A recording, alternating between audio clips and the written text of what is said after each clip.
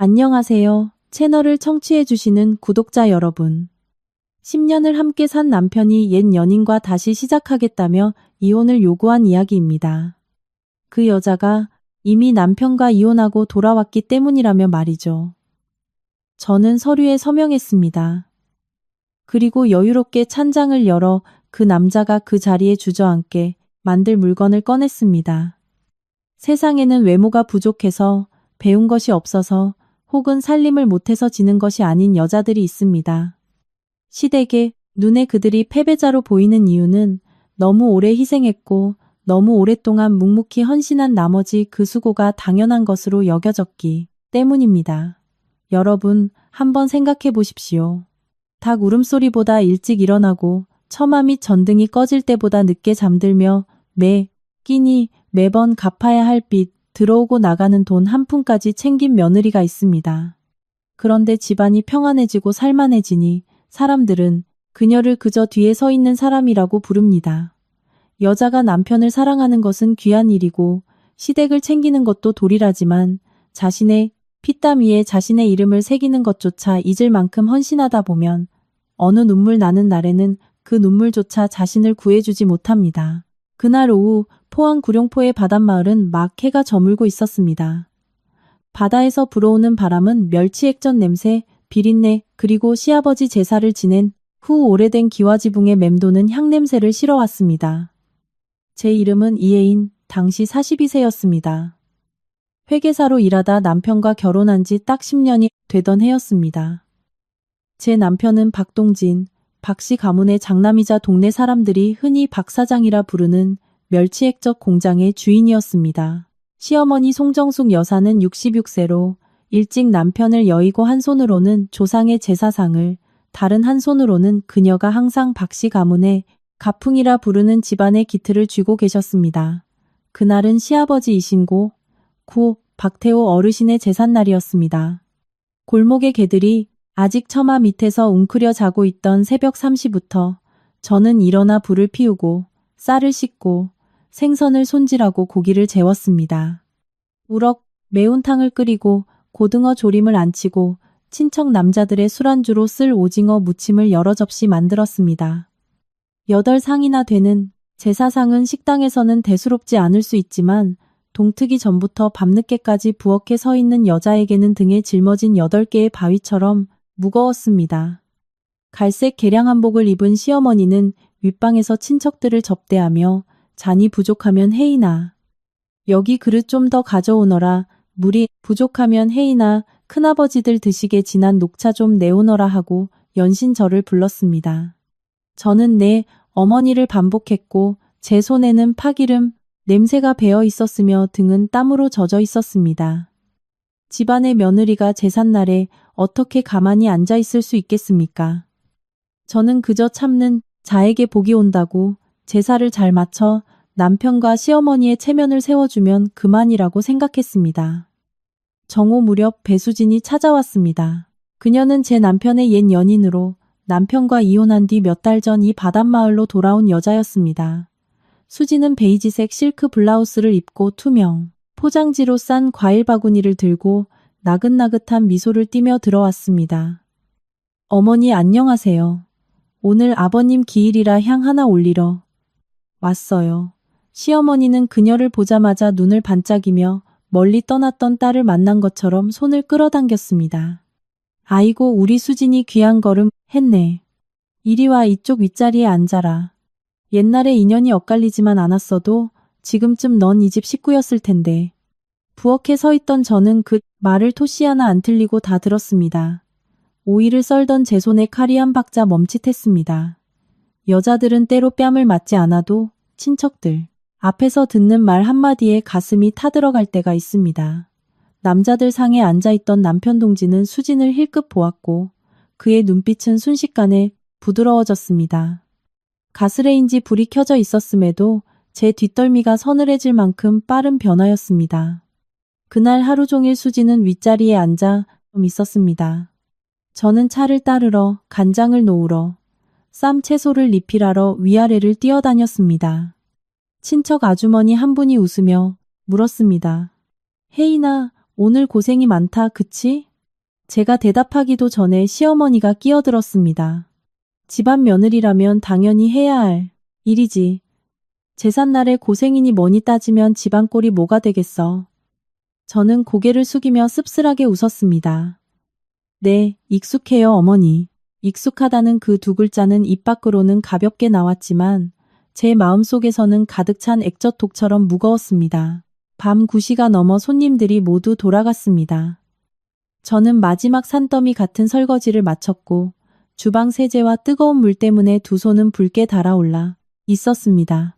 싱크대 위에 행주를 올려놓자마자 남편 동진이 낯선 목소리로 부엌에 들어왔습니다. 혜인아, 거실로 좀 와봐. 할 얘기가 있어. 저는 그를 쳐다보았습니다.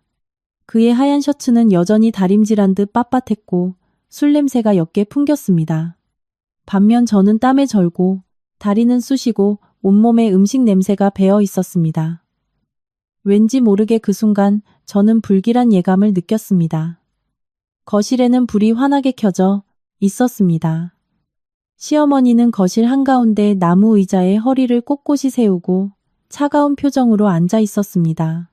수지는 그 옆에 두 손을 무릎 위에 다소곳이 모으고 마치 핍박받는 사람처럼 눈을 내리깔고 앉아 있었습니다.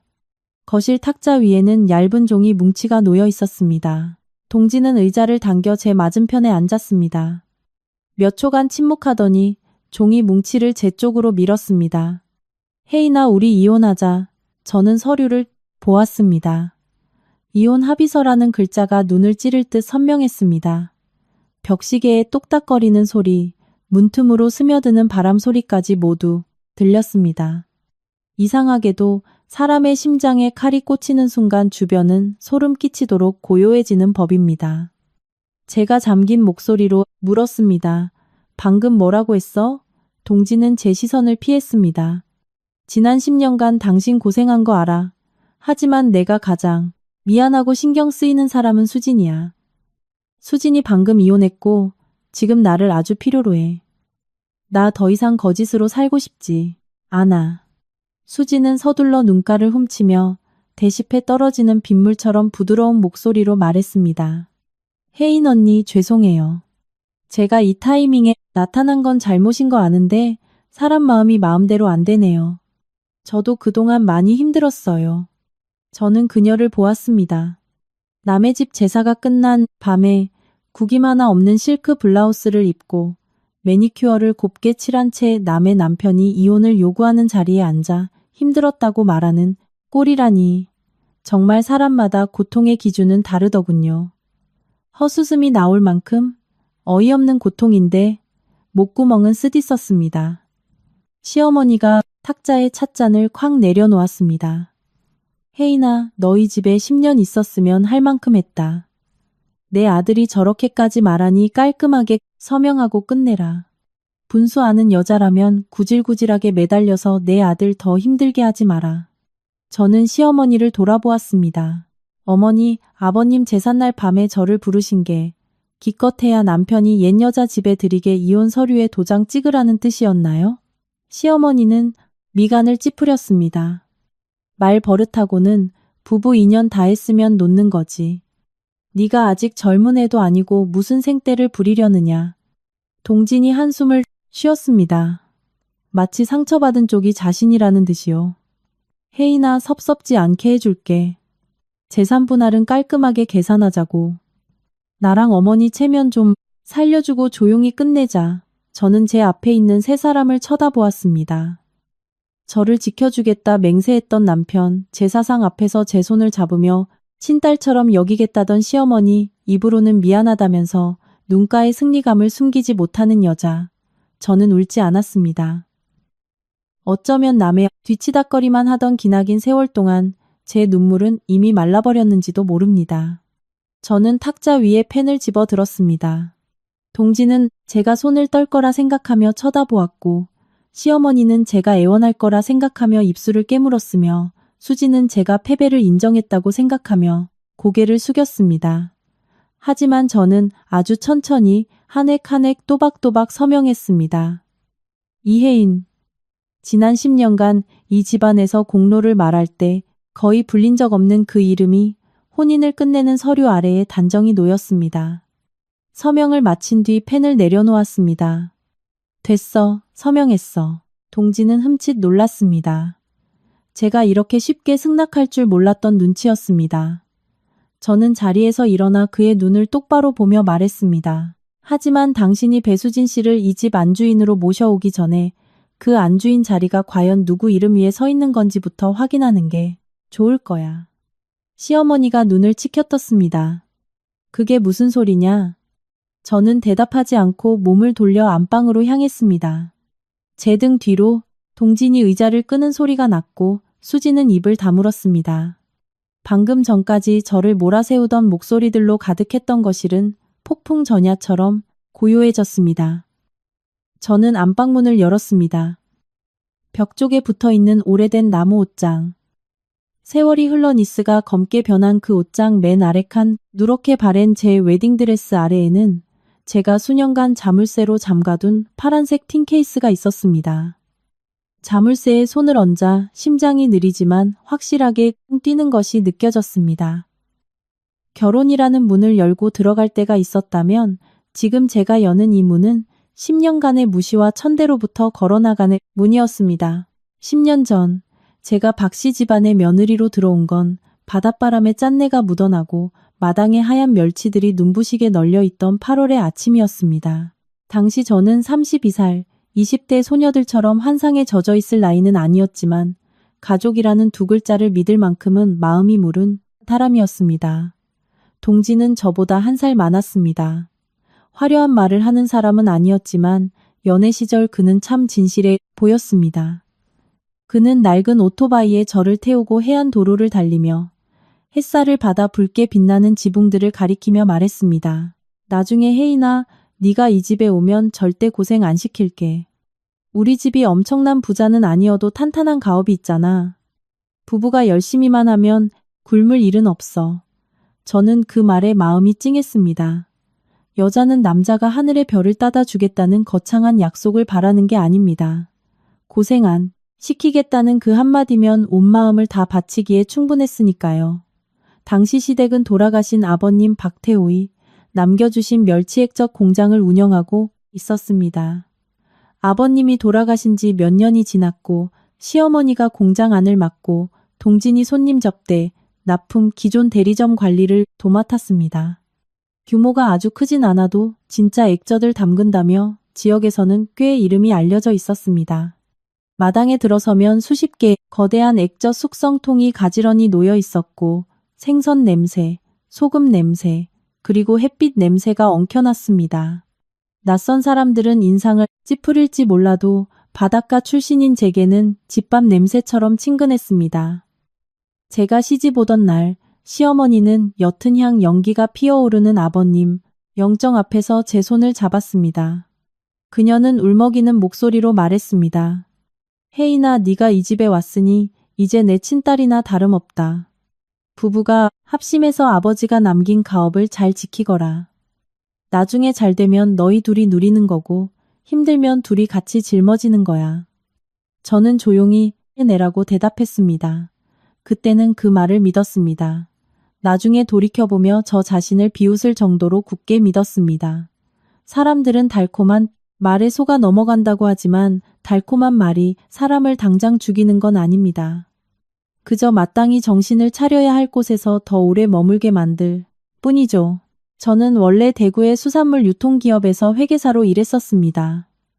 장부, 세금, 영수증, 계약서, 미수금. 남들에게는 건조한 숫자들일지 몰라도 제게는 송금처럼 명확한 것들이었습니다. 시집 온 지 몇 주 만에 저는 시댁 공장이 그저 주먹구구식으로 운영된다는 걸 파악했습니다. 대리점이 물건을 가져가면 노트에 줄 그어졌고 현금 결제, 계좌이체 섞여 있고 3개월치 외상값이 밀린 사람도 계속 물건을 받아갔습니다. 출고증은 쓸 때도 있고 안 쓸 때도 있었고 세금 계산서는 월말이나 분기말이 되어서야 허둥지둥 찾았습니다. 제가 동진에게 말했습니다. 여보, 이런 식으로 장사하면 규모가 작을 땐 버텨도 커지면 엉망이 돼. 외상장부 분류하고 수금 안 되는 곳은 납품 끊고 결제 잘하는 곳을 우대해야 해. 그는 머리를 극적이며 웃었습니다. 네가 그런 쪽으론 귀신이니까 당신이 장부 좀 맡아줘. 난 시장통에서 납품하고 거래처 사장님들 손잡고 술 마시는 것밖에 못하잖아. 처음엔 그 말이 참 귀엽게 들렸습니다. 부부가 서로 부족한 점을 채워준다고, 남편은 밖에서 영업하고 아내는 안에서 살림과 장부를 맡는다고 생각했습니다. 그래서 저는 곧장 일에 착수했습니다. 아침 일찍 일어나 생선 씻고 소금 치는 걸 돕고 입고된 원재료 양을 기록했습니다. 점심엔 밥 한 공기를 급히 비우고 창고 옆 작은 사무실에 앉아 컴퓨터로 주문을 입력했습니다. 오후에 직원들이 병에 액젓을 담을 땐 라벨과 박스를 검수했고, 밤에 온 식구가 잠들 때도 누런 전등 밑에서 매출을 맞췄습니다. 어느 날 제가 밤늦게까지 일하는 걸 본 동진이 따뜻한 두유 한 잔을 가져왔습니다. 혜인아, 그만 자고 내일 해. 너 이러는 거 보면 내가 맘이 짠해. 저는 두유를 받으며 웃었습니다. 짠하면 나중에 부자 됐을 때 내 목 많이 떼어줘야 해. 그는 껄껄 웃으며 다 줄게. 내게 다 내 거지라고 했습니다. 그때 그 말은 바람처럼 가벼웠지만 저는 마음속에 아주 오래 간직했습니다. 그 말 하나를 믿고 저는 수많은 자잘한 서름들을 넘겼습니다. 시어머니도 처음부터 대놓고 저를 구박하진 않았습니다. 제 깔끔한 성격이나 꼼꼼한 일, 처리를 칭찬하곤 하셨죠. 하지만 그녀의 칭찬엔 항상 꼬리표가 붙었습니다. 우리 혜인이는 참 부지런해. 남편 일 저렇게 잘 거들어주니 며느리 도리를 다하는 거지. 혹은 여자가 아무리 똑똑해도 결국 남편과 자식 뒷바라지하는 게 최고야. 우리 집은 동진이가 가업을 이으니 내가 안심이지. 그 말을 계속 듣다 보니 시어머니의 마음속에는 큰일은 아들의 몫이라는 인식이 굳게 박혀 있다는 걸 깨달았습니다. 제가 아무리 공을 세워도 저는 그저 시댁의 복을 보조하는 존재일 뿐이었습니다. 친척들이 놀러 올 때도 그랬습니다. 공장에 들어와 깔끔하게 정리된 재고, 반듯한 장부, 체계적으로 일하는 직원들을 보고는 모두 동진의 어깨를 두드렸습니다. 동진이 이 녀석 제법인데 역시 박어르신 핏줄이라 가업을 잘 이어받았어. 동진은 차를 따르며 그 칭찬을 홀라당 다 받았습니다. 저는 작업복에 액젓 국물을 묻힌 채 납품 확인서를 들고 그 뒤에 서서 속으로 가슴이 철렁했습니다. 누군가의 찬사를 바란 건 아니었습니다. 그저 남편이 한 번쯤 뒤돌아보며 우리 혜인이가 고생 많이 해줬어요 라고 말해주길 바랐습니다. 단 한 번이면 좋겠는데 그는 늘 입을 다물었습니다. 아마 그는 부부 사이에 굳이 생색낼 필요가 없다고 생각했겠죠. 자기를 향한 칭찬이 아내를 향한 칭찬과 같다고 생각했을 겁니다.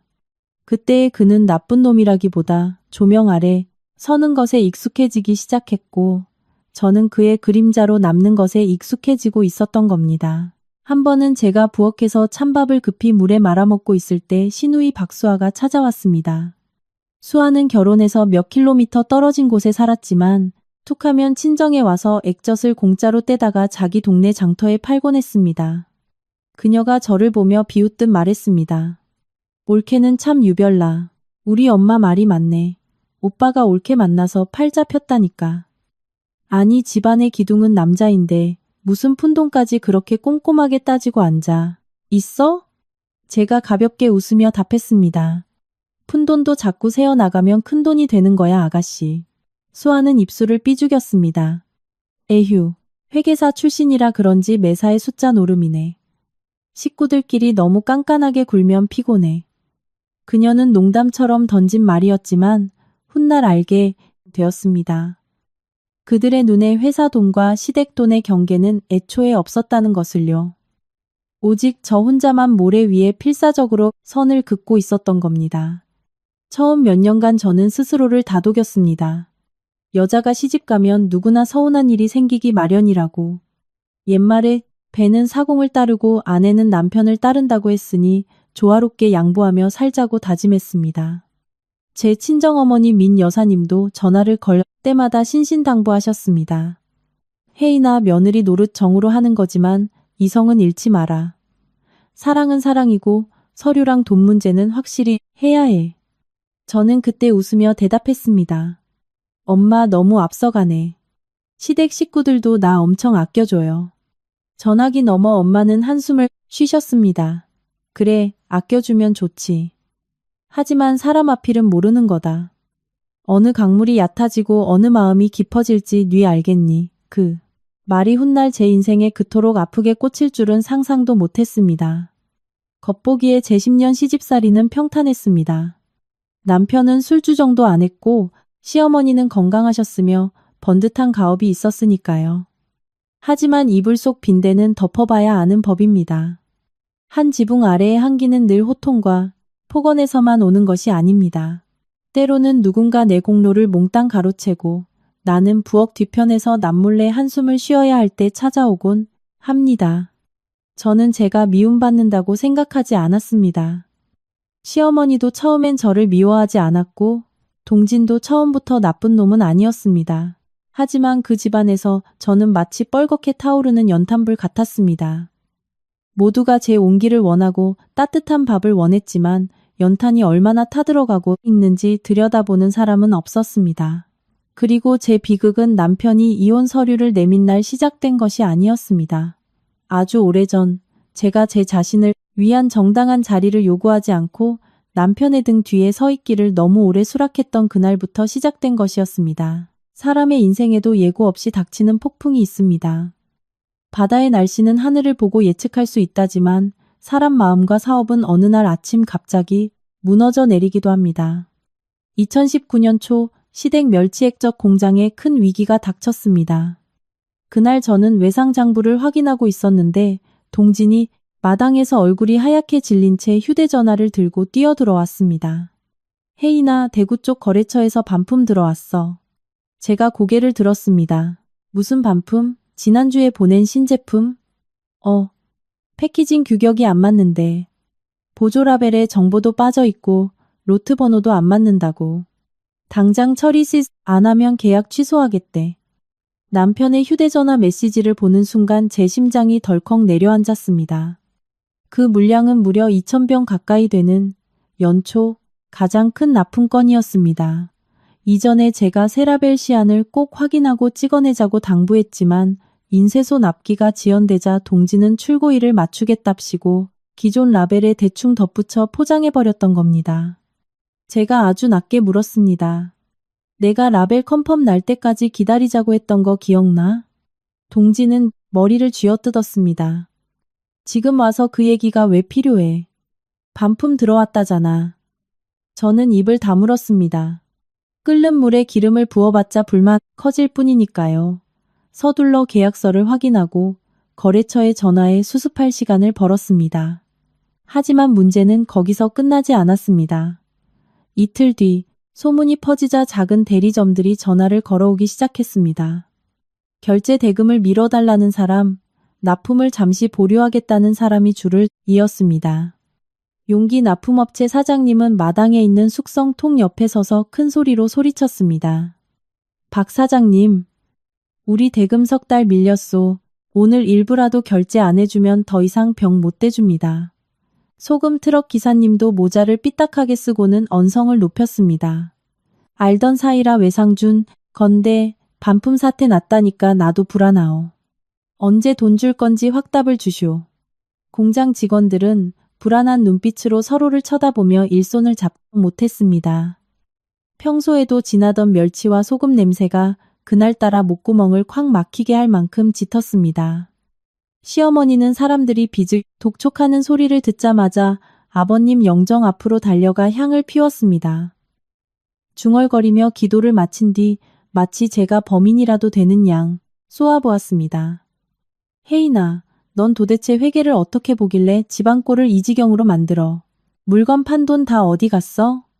장부는 네가 쥐고 있는데 왜 저 사람들이 마당까지 쳐들어와 빚을 갚으라는 거야? 전표 뭉치를 들고 있던 제 목이 콱 메었습니다. 어머니, 이 외상값들 제가 예전부터 계속 보고 드렸잖아요. 기한 넘긴 곳은 납품 끊어야 한다고 제가 그렇게 말씀드렸는데 동진 씨가 다 단골이라고 그냥 물건 내보냈잖아요. 동진이 말을 끊었습니다. 아, 혜인아, 지금 내 탓 할 때가 아니잖아. 빚 갚을 동구하는 게 먼저지. 저는 그를 쳐다보았습니다. 그 한마디에 저는 이 시댁 마당에 철저히 혼자 서 있다는 걸 깨달았습니다. 공이 생기면 모두의 것이지만 문제가 터지면 그 책임은 가장 쉽게 장부를 쥔 제 머리 위로 떨어졌습니다. 오후에는 은행에서 전화가 왔습니다. 개인사업자 대출 원금 일부의 만기가 지났으니 상환하거나 추가 담보를 넣지 않으면 불량 채권으로 분류해 압류에 들어가겠다는 통보였습니다. 동지는 처마 및 플라스틱 의자에 털썩 주저앉아 머리를 감싸 쥐었습니다. 아, 그냥 포장 기계 몇 대 팔아버리자. 스테인리스 통도 몇 개 팔고 되는 대로 말고 나머지는 나중에 생각하자. 제가 기겁하며 말했습니다. 기계를 팔면 공장은 뭘로 돌려?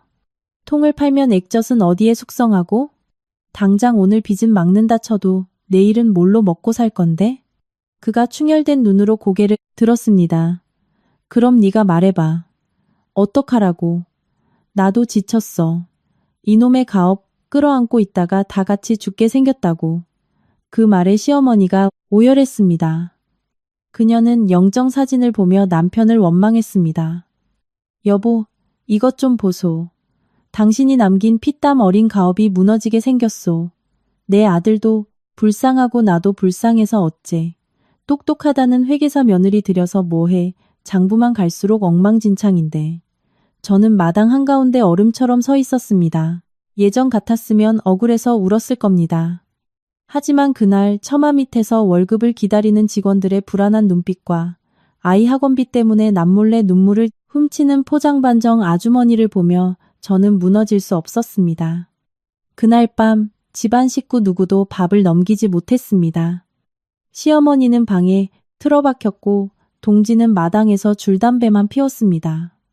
저는 혼자 책상에 앉아 모든 장부, 미수금 파일, 거래 계약서를 펼쳤습니다. 밖에서는 파도 소리가 철썩거렸고 제 머릿속에는 그보다 더 거친 폭풍이 몰아치고 있었습니다. 밤새워 계산해 보았습니다. 기계를 헐값에 넘기면 당장 급한 불은 끄겠지만 공장 생산은 멈춥니다. 은행 대출이 연체되면 신용은 무너집니다. 직원들이 떠나면 기술의 맥이 끊깁니다.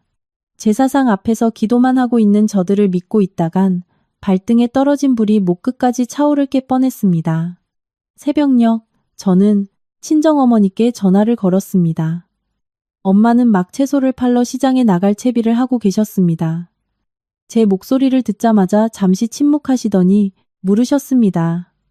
시댁에 무슨 큰일 났지? 저는 억지로 웃었습니다. 우리 엄마 귀신이네. 말도 안 했는데 어떻게 알았어? 내가 널 낳았는데 내 숨소리만 들어도 알지. 말해봐라. 저는 대략적인 상황을 설명했습니다. 엄마는 꾸짖지도 않으셨고 도망치라고도 안 하셨습니다. 그저 길게 한숨을 쉬시며 말씀하셨습니다. 혜인아, 며느리로서 도리를 다한다는 건 정을 베푸는 거다. 하지만 정만 있고 서류가 없으면 좋을 땐 우리 딸 하다가 위급해지면 남 취급하는 게 사람 마음이야. 네가 돕고 싶으면 도와라. 하지만 서류는 꼭 챙겨야 해. 저는 한참을 조용히 있었습니다. 엄마, 내가 공장을 살리려면, 나중에 아무도 내 공을 가로채지 못하게 하려면 어떻게 해야 해? 엄마가 대답하셨습니다. 법을 아는 사람을 찾아가. 공과 사는 분리해야 한다. 내 돈이 얼마 들어갔는지, 네가 짊어진 빚이 얼마인지, 어떤 자산이 넘어갔는지 종이에 다 적어라. 사람의 달콤한 입술이 언제 쓴맛으로 변할지는 아무도 모르는 거다. 전화를 끊고 창밖을 보니 날이 막 밝아오고 있었습니다. 몇몇 직원들이 일찍 출근해 정문 앞에서 서성거리고 있었습니다. 그들은 제 식구도 아니었지만 그들의 밥줄이 제 결정에 매달려 있었습니다. 제가 의지처라고 믿었던 남편 동지는 여전히 처마 밑에서 혼을 놓은 사람처럼 멍하니 앉아 있었습니다. 저는 그가 나약하다고 원망하진 않았습니다. 누구나 폭풍을 뚫고 나갈 배심을 타고나는 건 아니니까요. 하지만 그 순간 저는 한 가지 사실을 명확히 깨달았습니다. 내가 이 공장을 지키려면 저 사람들보다 훨씬 냉정해져야 한다. 다음 날 아침 저는 구겨진 셔츠를 갈아입고 머리를 묶은 뒤 모든 서류를 가방에 챙겼습니다. 나갈 채비를 하는 저를 보고 동진이 물었습니다. 어디가? 저는 그를 보았습니다. 공장 살릴 방법 찾으러. 하지만 이번엔 모든 걸 확실히 할 거야. 그는 미간을 찌푸렸습니다. 확실히 한다는 게 무슨 소리야? 제가 또박또박 대답했습니다. 누구 돈이 들어갔는지 적을 거고, 누가 빚을 졌는지 적을 거고, 어떤 자산이 넘어왔는지 기록할 거야. 내 헌신을 당신들 마음속에만 담아두고 나중에 알아서 기억해 주길 바라는 짓은 이제 안 해. 방에서 나온 시어머니가 울먹이던 목소리로 거들었습니다. 네가 무슨 짓을 하든 아버지가 남긴 공장만 살려내라. 이 집안 가업 무너지면 난 죽어서도 눈 못 감아. 저는 시어머니와 빛이 바랜 박태호 멸치액젓이라는 오래된 나무 간판을 번갈아 보았습니다. 최선을 다할게요. 하지만 어머니, 이것만은 기억해 주세요. 불난 집에 물을 부어 끓 때는 누구나 그 물을 귀하게 여깁니다. 하지만 불이 다 꺼지고 난 뒤에 그 물이 하늘에서 저절로 떨어진 거라고 우기시면 안 됩니다. 시어머니는 아무 말도 하지 않았고 동진도 입을 다물었습니다. 저는 문을 나서 택시를 타고 시내로 향했습니다. 제 가방 안에는 빚장부, 계약서, 은행 내역, 사업자 등록증이 들어 있었고 제 마음속에는 차갑고도 아픈 결심이 자리 잡고 있었습니다. 저는 시댁을 구할 것이지만 더 이상 헛된 믿음에 기대어 구하지는 않을 작정이었습니다. 그날 제가 찾아간 사람은 김지훈 변호사였습니다. 김 변호사의 사무실은 시내 재래시장 근처 낡은 건물 2층에 있었습니다. 바닷바람 탓에 벽에 얼룩이 져 있었지만 사무실 내부는 서류가 칼같이 정돈되어 있어 묘하게 안도감을 주었습니다. 방금 전까지 아수라장이던 공장 마당에서 벗어나 흑백이 명확한 종이의 세계로 들어온 기분이었습니다. 김 변호사는 저보다 10살쯤 많아 보였고 흰머리가 희끗희끗했습니다. 제 사촌, 언니의 지인으로 지역 상인들의 분쟁을 자주 처리해주던 분이었습니다. 1시간 가까이 제 이야기를 들은 그는 성급하게 결론 내리지 않았습니다. 장부와 계약서를 일일이 넘겨보며 꼼꼼히 물었습니다. 이혜인 씨, 현재 개인 사업자 명의는 누구로 되어 있습니까? 시어머니 송정숙 여사님 명의입니다. 하지만 실제 거래와 운영은 남편이 다 해왔고요. 공장 부지는 아버님 명의였는데 돌아가시고 어머님께 넘어갔습니다. 기계, 포장재, 상표권은 일부는 아버님 때부터 쓰던 거고 일부는 새로 바꾼 건데 가족끼리 하다 보니 회계 분리가 전혀 안 되어 있습니다. 김 변호사가 펜을 내려놓고 저를 똑바로 보았습니다. 공장을 살리면서 나중에 뒤탈이 없게 하려면 모든 걸 분리해야 합니다. 땅은 땅이고 기계는 기계고 옛날 빚은 옛날 빚이고 새 회사는 새 회사입니다. 우리 가족이니까 하고 뭉뚱그려 놓으면 나중에 문제 터질 때 누구 소유인지 아무도 증명 못합니다. 등골이 오싹해졌습니다. 지금까지 저는 한 식구니까 마음으로 돕고 말로 분명히 하면 될 줄 알았습니다. 하지만 속으로만 뻔한 사실들이 법 앞에서는 아무짝에도 쓸모없는 휴지 조각이 된다는 걸 깨달았습니다. 제가 조심스레 물었습니다. 만약 제 사비로 공장 빚을 막으면 나중에 제 권리를 주장할 수 있나요? 김 변호사가 고개를 끄덕였습니다. 가능합니다. 하지만 자금 출처가 혜인 씨라는 걸 명확히 증명해야 합니다. 친정어머니가 주신 돈은 차용이 아니라 증여라는 서면을 남겨 이체 내역을 챙기세요. 혜인 씨의 혼전 특유재산은 통장 기록을 떼어두고 지인에게 빌리는 돈은 혜인 씨 명의로 차용증을 명확히 쓰십시오. 그 후 새로운 법인을 설립하세요. 새 법인이 기존 개인 사업자로부터 기계 등 자산과 영업권을 양도받는 자산양수도 계약을 맺고 공장 부지는 시어머니와 임대차 계약을 맺어야 합니다. 그렇게 해야 나중에 시댁 쪽에서 우리 명에 빌려준 거다. 혹은 네가 우리 재산 뺏어갔다는 소리를 막을 수 있습니다. 그 말을 들을 때는 아프지 않았습니다. 나중에 그 말이 무딘 칼처럼 저를 찌르게 될 줄은 몰랐죠. 집으로 돌아와 동진과 시어머니에게 이 계획을 말했습니다. 처음 변호사, 법인, 계약서 이야기가 나오자 시어머니는 미간을 팍 찌푸렸습니다. 집안이 이 꼴인데 넌 종이 쪼가리 타령이나 하고 있냐? 이 공장은 시아버지 피땀인데 내 이름으로 새 회사를 차린다는 게 무슨 꿍꿍이야. 저는 꾹 참고 설명했습니다. 어머니, 제가 땅을 뺏겠다는 것도 아니고 아버님 간판을 내리겠다는 것도 아니에요. 지금 빚더미에 앉은 기존 개인 사업자 명의로는 대출 연장도 안 되고 거래처들도 계약을 안 해줍니다. 깨끗한 새 법인으로 빚을 갚아가며 직원들을 물건을 팔아야 살 수 있어요. 옆에 앉아있던 동진이 피곤한 목소리로 거들었습니다. 엄마, 그냥 혜인이 하자는 대로 해요. 공장만 살릴 수 있으면 다 할게요. 난 진짜 뾰족한 수가 없어요. 시어머니는 아들과 저를 번갈아 보았습니다. 아마도 물러설 곳이 없다는 걸 깨달으셨겠죠. 그녀는 혀를 차며 말했습니다. 그래, 네 뜻대로 해서 이 집안 위기나 넘겨라. 하지만 명심해. 이건 태호 아버지가 남긴 가업이다. 저는 즉시 대답했습니다. 명심하고 있어요. 그러니까 제 돈을 털어 살리려는 겁니다. 그날 이후 저는 미친 듯이 뛰어다녔습니다. 친정어머니가 평생 모은 돈 6천만 원을 제게 증여해 주셨습니다. 엄마는 제 어깨에 손을 올리며 말씀하셨습니다. 큰 돈은 아니지만 이건 내 몫이다. 문서로 남기는 건 내가 시댁을 못 믿어서가 아니라 나중에 네가 억울한 일 당할까봐 겁이 나서 그래. 저는 엄마 손을 잡으며 목이 메었습니다. 엄마는 나 믿어? 엄마는 붉어진 눈으로 저를 보셨습니다. 널 믿지. 하지만 사람의 기억보다 종이장 하나가 더 확실하다는 것도 믿는단다. 여기에 결혼 전부터 모아둔 제 개인 적금까지 깼습니다. 부족한 돈은 대구에서 크게 장사하시는 사촌 언니 희진 언니에게 1억 원을 빌렸습니다. 대쪽 같은 성격의 희진 언니는 차용증을 탁자에 두드리며 말했습니다. 동생아, 내가 널 아껴서 빌려주는 거지만 돈 문제는 확실해야 해. 서명해. 나중에 누가 딴소리하면 이 서류 들이밀어.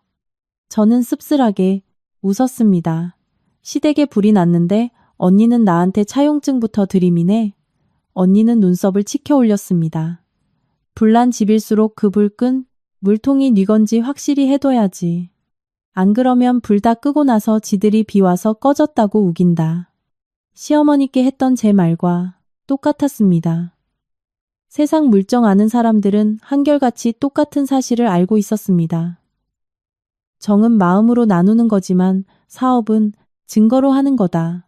2029 동종판 유한케43입니다. 하이웨이平安 쇠头통습니다. 대토습니다. 100% 지붕 소유자도 저희 해인이 있습니다. 파타, 해, 만미, 외, 평안할 편안할 안만한. 바다의 맛으로 집안이 평안해지기를 바라는 마음으로 제가 지은 이름이었습니다. 법인 설립 서류에 제 이름을 적어 넣을 때 손이 떨렸습니다. 두려워서가 아니라 몇 년 만에 처음으로 진짜 제 이름이 걸린 무언가를 갖게 되었기 때문이었습니다. 김 변호사의 지휘 아래 기존 시어머니 명의의 사업체는 새 회사의 기계설비, 남은 포장재, 직원들의 고용승계, 대리점 명단, 영업권을 넘기는 계약을 체결했습니다. 그 대가로 새 회사가 기존 채무를 순차적으로 변제해 신용을 유지하기로 했고요. 단, 공장 부지와 건물은 건드리지 않았습니다. 대신 시어머니와 10년 임대차 계약을 맺고 임대료를 매달 시어머니 계좌로 이체했습니다. 나중에라도 며느리가 시댁 땅을 날로 먹었다거나 반대로 이 회사는 시댁 땅에 있으니 시댁 거다라는 헛소리가 나오는 걸 원천 차단하기 위해서였습니다. 도장을 찍는 날 시어머니는 보라색 개량 한복을 입고 김 변호사 사무실에 동진과 함께 앉아 있었습니다. 김 변호사가 조항을 하나하나 읽어내려가자 시어머니가 짜증을 냈습니다. 아유, 변호사 양반. 글이 너무 기네. 난 늙어서 잘 몰라. 그냥 며느리가 공장 살리는 거면 도장 찍을 테니 줘요. 김 변호사는 단호했습니다. 그래도 끝까지 들으시고 날이 나셔야 합니다. 오늘 확실히 해두어야 내일 얼굴 붉힐 일이 없습니다. 동진이 먼저 서명했습니다. 그는 저를 보며 기어들어가는 목소리로 말했습니다. 혜인아, 이번엔 내가 너한테 큰 빚을 졌다. 저는 대답했습니다. 부부 사이의 빚이라고 생각하지 마. 다만 나중에 오늘 이 순간만은 잊지 말아줘. 시어머니도 서명했습니다. 그녀는 손수건으로 눈가를 찍어내며 말했습니다. 혜인아, 내가 늙어서 문서 같은 건 잘 모른다만 내 덕에 아버지가 남긴 가업 지키게 돼서 이혜미가 참 고맙다. 은혜 아니지 마. 은혜라는 두 글자를 듣는 순간 마음이 스르르 녹아내렸습니다. 여자란 참 어리석습니다. 제때 건네진 인정의 말 한마디면 그간의 피로를 다 잊어버리니까요. 하지만 저는 몰랐습니다. 사람이 벼랑 끝에서 내뱉은 감사의 말은 위기가 지나가고 나면 마음속 가장 깊은 곳에 묻혀버려 본인조차 기억나지 않는 척하게 된다는 사실을요. 모든 법적 절차가 끝난 뒤에도 저는 공장 입구에 걸린 낡은 박태호 멸치액젓 간판을 떼지 않았습니다. 친척들이 동진이가 마누라한테 가업을 뺏겼다며 수군거리는 게 싫었고 시어머니가 아버님의 이름이 지워져 슬퍼하는 것도 원치 않았기 때문입니다. 진짜 사업자 등록증은 사무실 안쪽에만 조용히 걸어두고 밖으로는 철저히 시댁의 체면을 세워주었습니다. 그날 밤 저는 모든 서류법인 등기부, 정관, 자산양수도 계약서, 임대차 계약서, 엄마의 증여 확인서, 희진 언니의 차용증, 은행 이체 내역 등을 낡은 파란색 틴케이스에 가지런히 넣었습니다. 동진이 침실 문가에 서서 제가 상자를 잠그는 걸 지켜보았습니다. 당신 참 꼼꼼하네. 저는 가볍게 웃었습니다. 회계사잖아. 원래 제자리에 딱딱 맞춰놔야 직성이 풀려. 그는 다가와 제 어깨를 안았습니다. 나중에 공장 다시 살아나면 내가 다 보상할게. 저는 지쳐서 그의 어깨에 기댄 채 아무 말도 하지 않았습니다. 창밖 마당에선 바닷바람에 펄럭이는 파란 방수포 소리가 바스락거렸습니다. 저는 그날부로 우리 집이 최악의 고비를 넘겼다고 굳게 믿었습니다. 그의 웨딩드레스 아래 숨겨둔 파란 틴케이스가 훗날 시댁 식구들이 선택적 기억상실에 걸렸을 때 유일하게 저를 증명해줄 생명줄이 될 줄은 꿈에도 모른 채 말입니다. 2020년 거센 파도 위에서 배를 젓듯 1년을 고군분투한 끝에 공장에 마침내 숨통이 트였습니다. 아침이면 직원들의 웃음소리가 다시 들렸고 마당 건조장엔 은빛 멸치들이 햇살을 받아 반짝였습니다. 해가 질 무렵이면 대리점 화물차들이 들어와 박스를 싣고 가는 덜컹거리는 소리가 났고 그 소리를 들을 때마다 제 마음의 무거운 짐도 조금씩 덜어졌습니다. 저는 상표권을 새로 등록하고 병 디자인을 세련되게 바꿨으며 보조 라벨을 규격에 맞춰 수정하고 식품 안전인증도 보강했습니다. 어떤 날은 품질 검사소에서 공장으로 뛰어와 물 한 모금 마실 새 없이 계약서를 고쳤습니다. 온라인 전자상거래 플랫폼에 입점하는 법을 독학해서 마당에 액젓병을 예쁘게 놓고 직접 사진을 찍어 올리기도 했습니다. 휴대전화를 붙잡고 낑낑대는 저를 보며 동진이 웃었습니다. 당신 이제 온라인 판매자 다 됐네? 제가 대답했습니다. 요즘 세상에 인터넷 안 타면 아무리 물건이 좋아도 창고에서 썩어, 여보. 그는 고개를 끄덕이면서도 그 일에 관여하진 않았습니다. 그런 건 내 적성에 안 맞아. 난 지역 특산물 박람회 가서 거래처 사장님들 손잡고 영업하는 게 맞지. 저는 그가 밖에 나가 폼을 잡게 내버려 두었습니다. 남자의 자존심이란 개 사업을 키우는데 원동력이 된다면 그것도 나쁘지 않다고 생각했으니까요. 그렇게 조금씩 온라인과 오프라인 주문이 늘고 은행 빚이 줄고 직원들 월급도 밀리지 않고 나갔습니다. 포장 반정 아주머니가 월급 봉투를 쥐고 눈물을 글썽였습니다. 혜인아, 난 우리 공장 진짜 망하는 줄 알았어. 저는 아주머니 어깨를 두드렸습니다. 아주머니 더 꼼꼼히 신경 써주세요. 우리 액젓이 깨끗하면 손님들이 다시 찾아줄 거예요. 그 당시 저는 누구에게도 대표님 소리를 듣고 싶지 않았습니다. 공장이 안 망하고 일하던 사람들이 쫓겨나지 않은 것만으로도 충분히 감사했습니다. 하지만 공장이 다시 돈을 벌기 시작하자 스포트라이트는 엉뚱한 곳을 비추기 시작했습니다. 동진은 지역 특산물, 행사나 상인회에 자주 초대받았습니다. 그는 값비싼 흰 셔츠를 맞춰 입고 번듯한 가죽 구두를 샀습니다. 하루는 전신 거울 앞에서 넥타이를 고쳐 매며 제게 물었습니다. 혜인아, 나 이제 제법 사장태가 나지 않아? 소금 입고 전표를 확인하던 제가 고개를 들어 웃었습니다. 태가 팍팍 나네. 근데 사장님, 나가기 전에 출고증 결제부터 좀 해주실래요? 그가 인상을 찌푸렸습니다. 아우, 넌 맨날 종이, 전표, 서류, 사람 분위기 팍 깨게. 농담인 줄 알고 넘겼습니다. 그 시절 저는 자금 흐름 메우랴, 납품처 관리하랴 정신이 없었고 부부 사이에 굳이 공치사할 필요가 없다고 생각했습니다. 시어머니는 아예 대놓고 신이 나셨습니다. 동네 잔치든 친척 모임이든 가기만 하면 아들 자랑을 늘어놓았습니다. 우리 동진이가 사업운이 기가 막혀 지 아비가 남긴 가업이 동진이 손에 들어가더니 이렇게 번창하잖소. 한 번은 눈치 없는 친척 한 분이 물었습니다. 근데 요새 공장 법인 명의는 혜인이가 가지고 있다면서요? 껌을 씹던 시어머니가 정색하며 손사래를 쳤습니다. 아유, 그건 그냥 세금이나 서류 처리하기 편하라고 며느리 이름 올려둔 거지. 박씨 집안 재산이 어디 가겠어? 집 며느리 이름으로 해둔 게 결국 내 아들 거나 진배 없지. 저는 찻쟁반을 들고 그 옆에 서 있었습니다. 그 말은 아주 가볍게 떨어졌지만 제 가슴에는 납덩이처럼 무겁게 꽂혔습니다.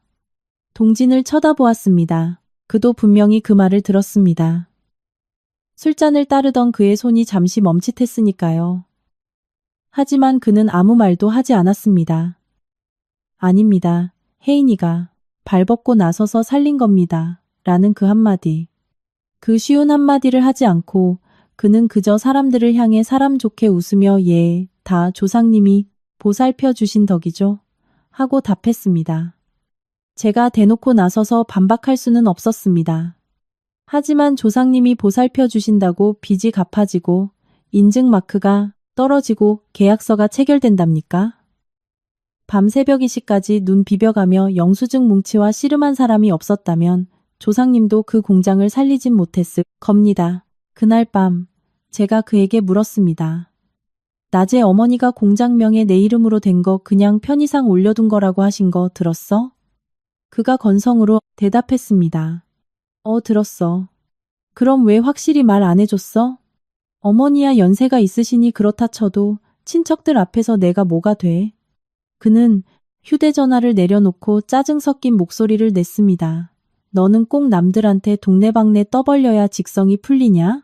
내가 와이프 덕분에 겨우 공장 살렸다고 아버지가 남긴 가업인데 명의는 와이프 이름으로 되어 있다고 그렇게 다 까발려야 내 속이 시원하겠어? 그 말은 찬물처럼 제 얼굴에 확 끼얹어졌습니다. 당신 진짜 그렇게 생각해?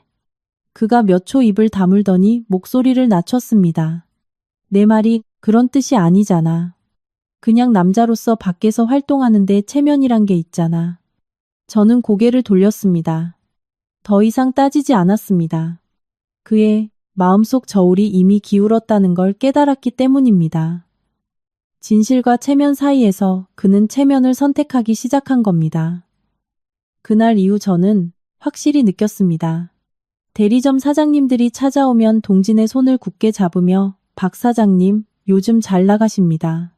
하고 칭찬했습니다. 그는 활짝 웃었습니다.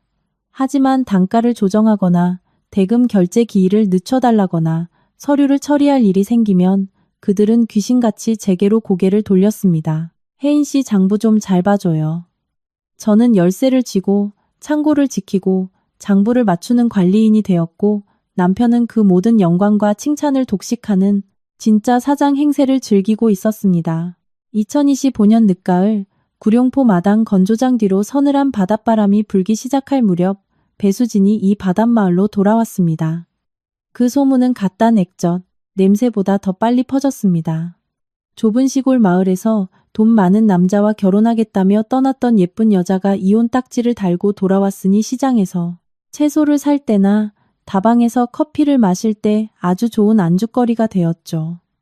제가 배수진의 이름을 처음 들은 건 남편의 입이 아니라 공장 직원들의 입을 통해서였습니다. 혜인 씨, 들었어? 옛날에 박 사장이랑 사귀었던 수진이 말이야. 다시 동네로 돌아왔다네. 라벨을 붙이던 정 아주머니가 눈치를 보며 소곤거렸습니다. 제가 고개를 들었습니다. 그래요? 응.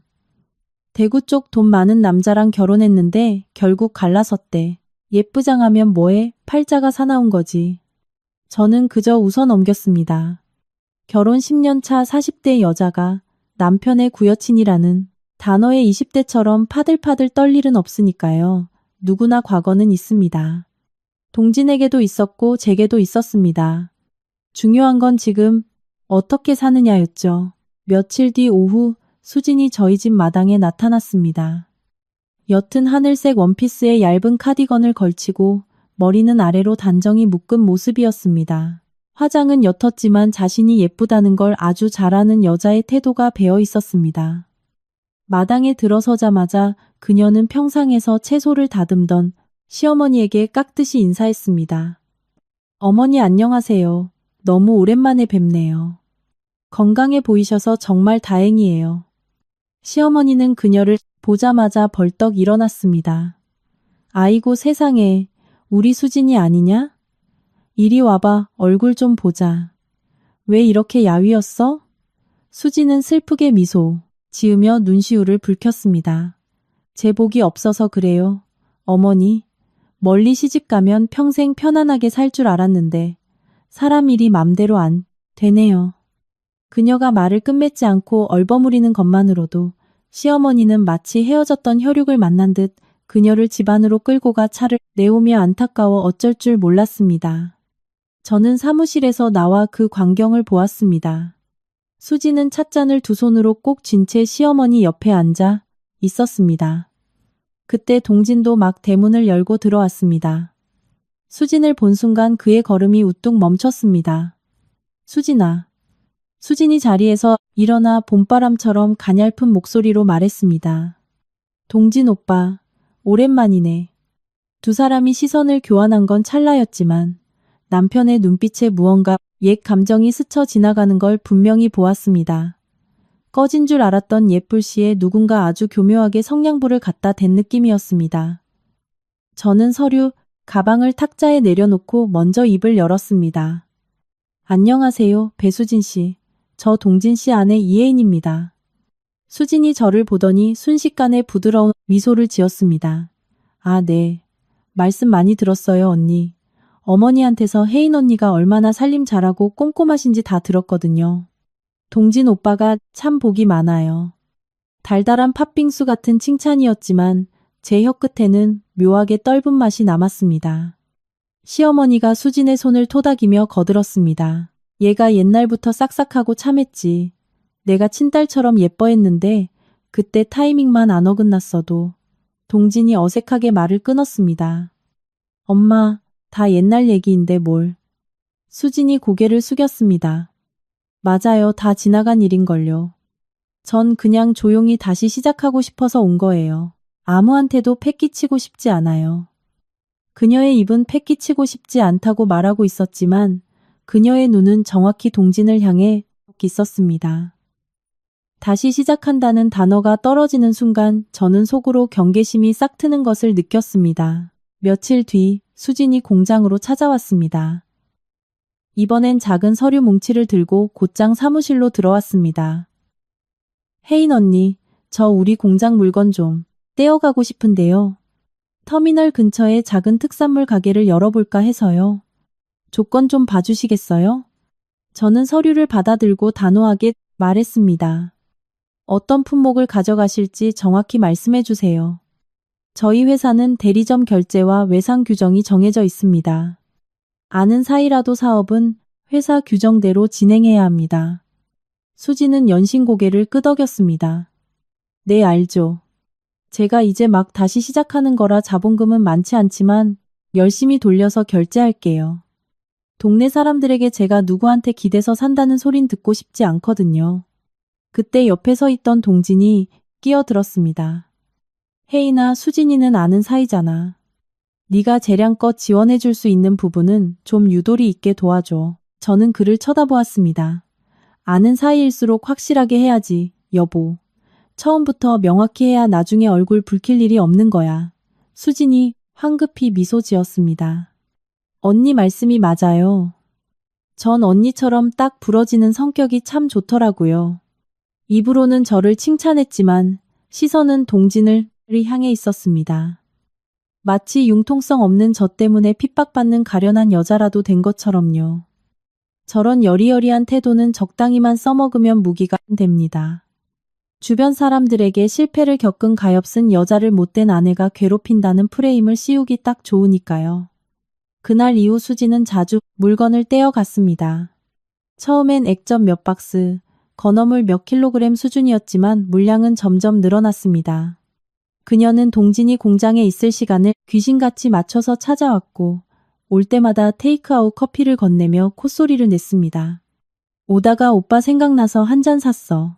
이거 마시고 힘내. 오빠 옛날이랑 진짜 많이 달라졌다. 완전 큰 사업가 포스가 나는데? 동진은 쑥스러운 듯 뭘 별거 아니야 라고 하면서도 입꼬리는 귓가에 걸려 있었습니다. 남자는 때로 빈독과 같아서 칭찬 몇 바가지 부어주면 자신이 대단한 존재라도 된 양 착각하곤 합니다.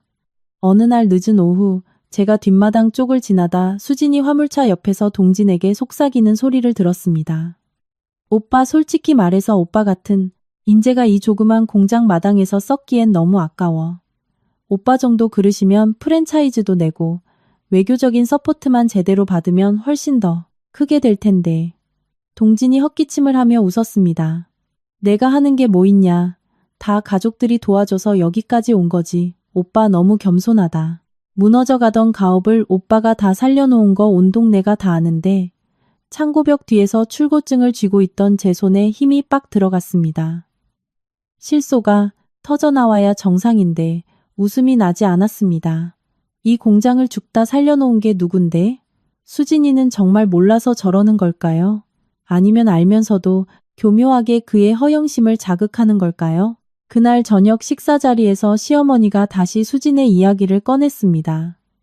수진이 걔 참 안 됐어. 돈 많은 집에 시집 갔어도 사랑 못 받고 예쁘고 싹싹한 애가 왜 그리 팔자가 기구한지.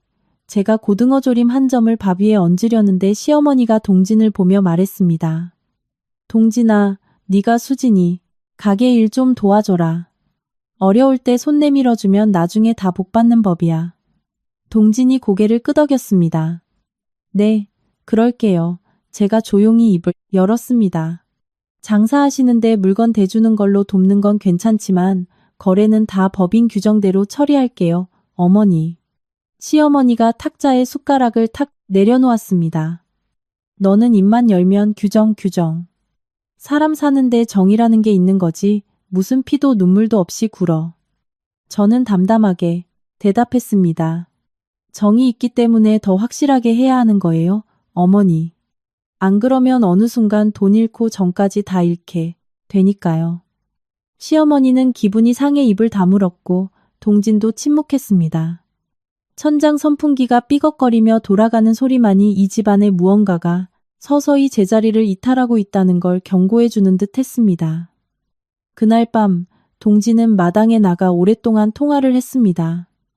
방에 앉아 창문에 비친 그의 실루엣을 보았습니다. 그가 나직하게 웃으며 목소리를 깔고 있었습니다. 굳이 엿듣지 않아도 전화기 너머에 누가 있는지 알 수 있었습니다. 질투는 아직 내 남편이 나만의 사람이라고 믿을 때 생기는 감정입니다. 하지만 그때 제가 느낀 건 질투가 아니라 불안이었습니다. 익숙한 길을 걷고 있는데 발밑에서 아주 미세하게 얼음이 갈라지는 소리를 들은 것 같은 그런 불안함이요. 배수진의 복귀는 요란하지 않았습니다.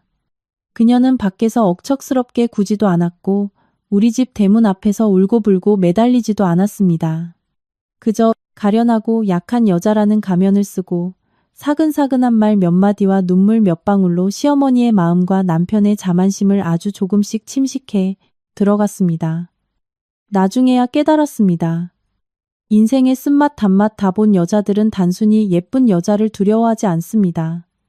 예쁜 여자는 널 있으니까요. 진짜 무서운 여자는 남자가 지금 무엇에 목말라 있는지 정확히 꿰뚫어보고 그것을 아주 달콤한 선물처럼 포장해서 건네주는 여자입니다.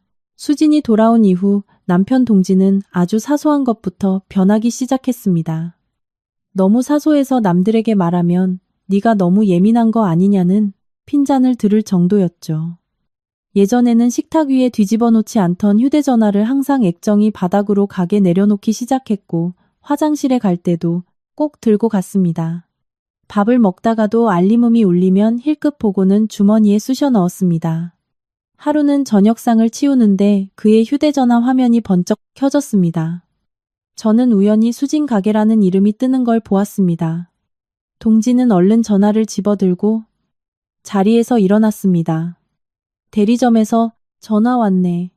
잠깐 마당 좀 나갔다 올게. 제가 가볍게 물었습니다.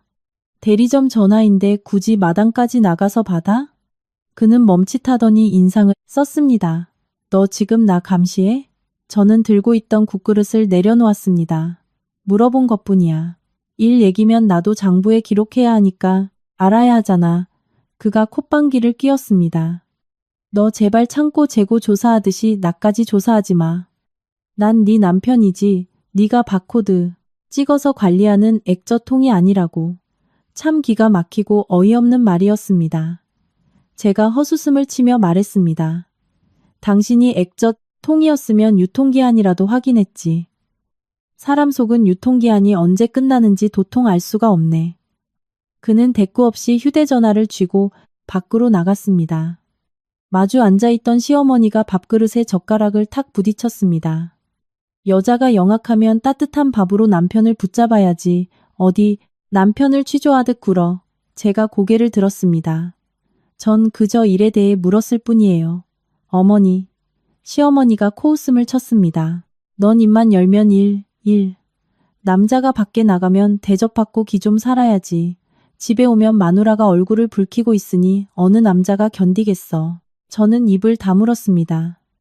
저서가 아니라 이 집안의 바람이 어느 방향으로 불고 있는지 똑똑히 들어두기 위해서였습니다. 그날 이후 수지는 우리 집을 제 집 드나들듯 했습니다. 어느 날은 지인이 보냈다며 쑥떡을 들고 왔고 어느 날은 시어머니 앞에 연잎차 세트를 내려놓았습니다. 어머니 이거 한번 드셔보세요. 나이 드신 분들 주무시기 전에 드시면 잠이 잘 온대요. 시어머니는 한박 웃음을 지었습니다. 우리 수진이는 참 살가워. 집안에 있는 누구랑은 다르게 말이야. 그 누구는 맨날 서류 뭉치랑 컴퓨터만 들여다보면서 말 한마디 붙이면 톡톡 쏘기나 하고. 저는 옆 테이블에서 영수증을 철하면서 다 들었지만 고개를 들지 않았습니다.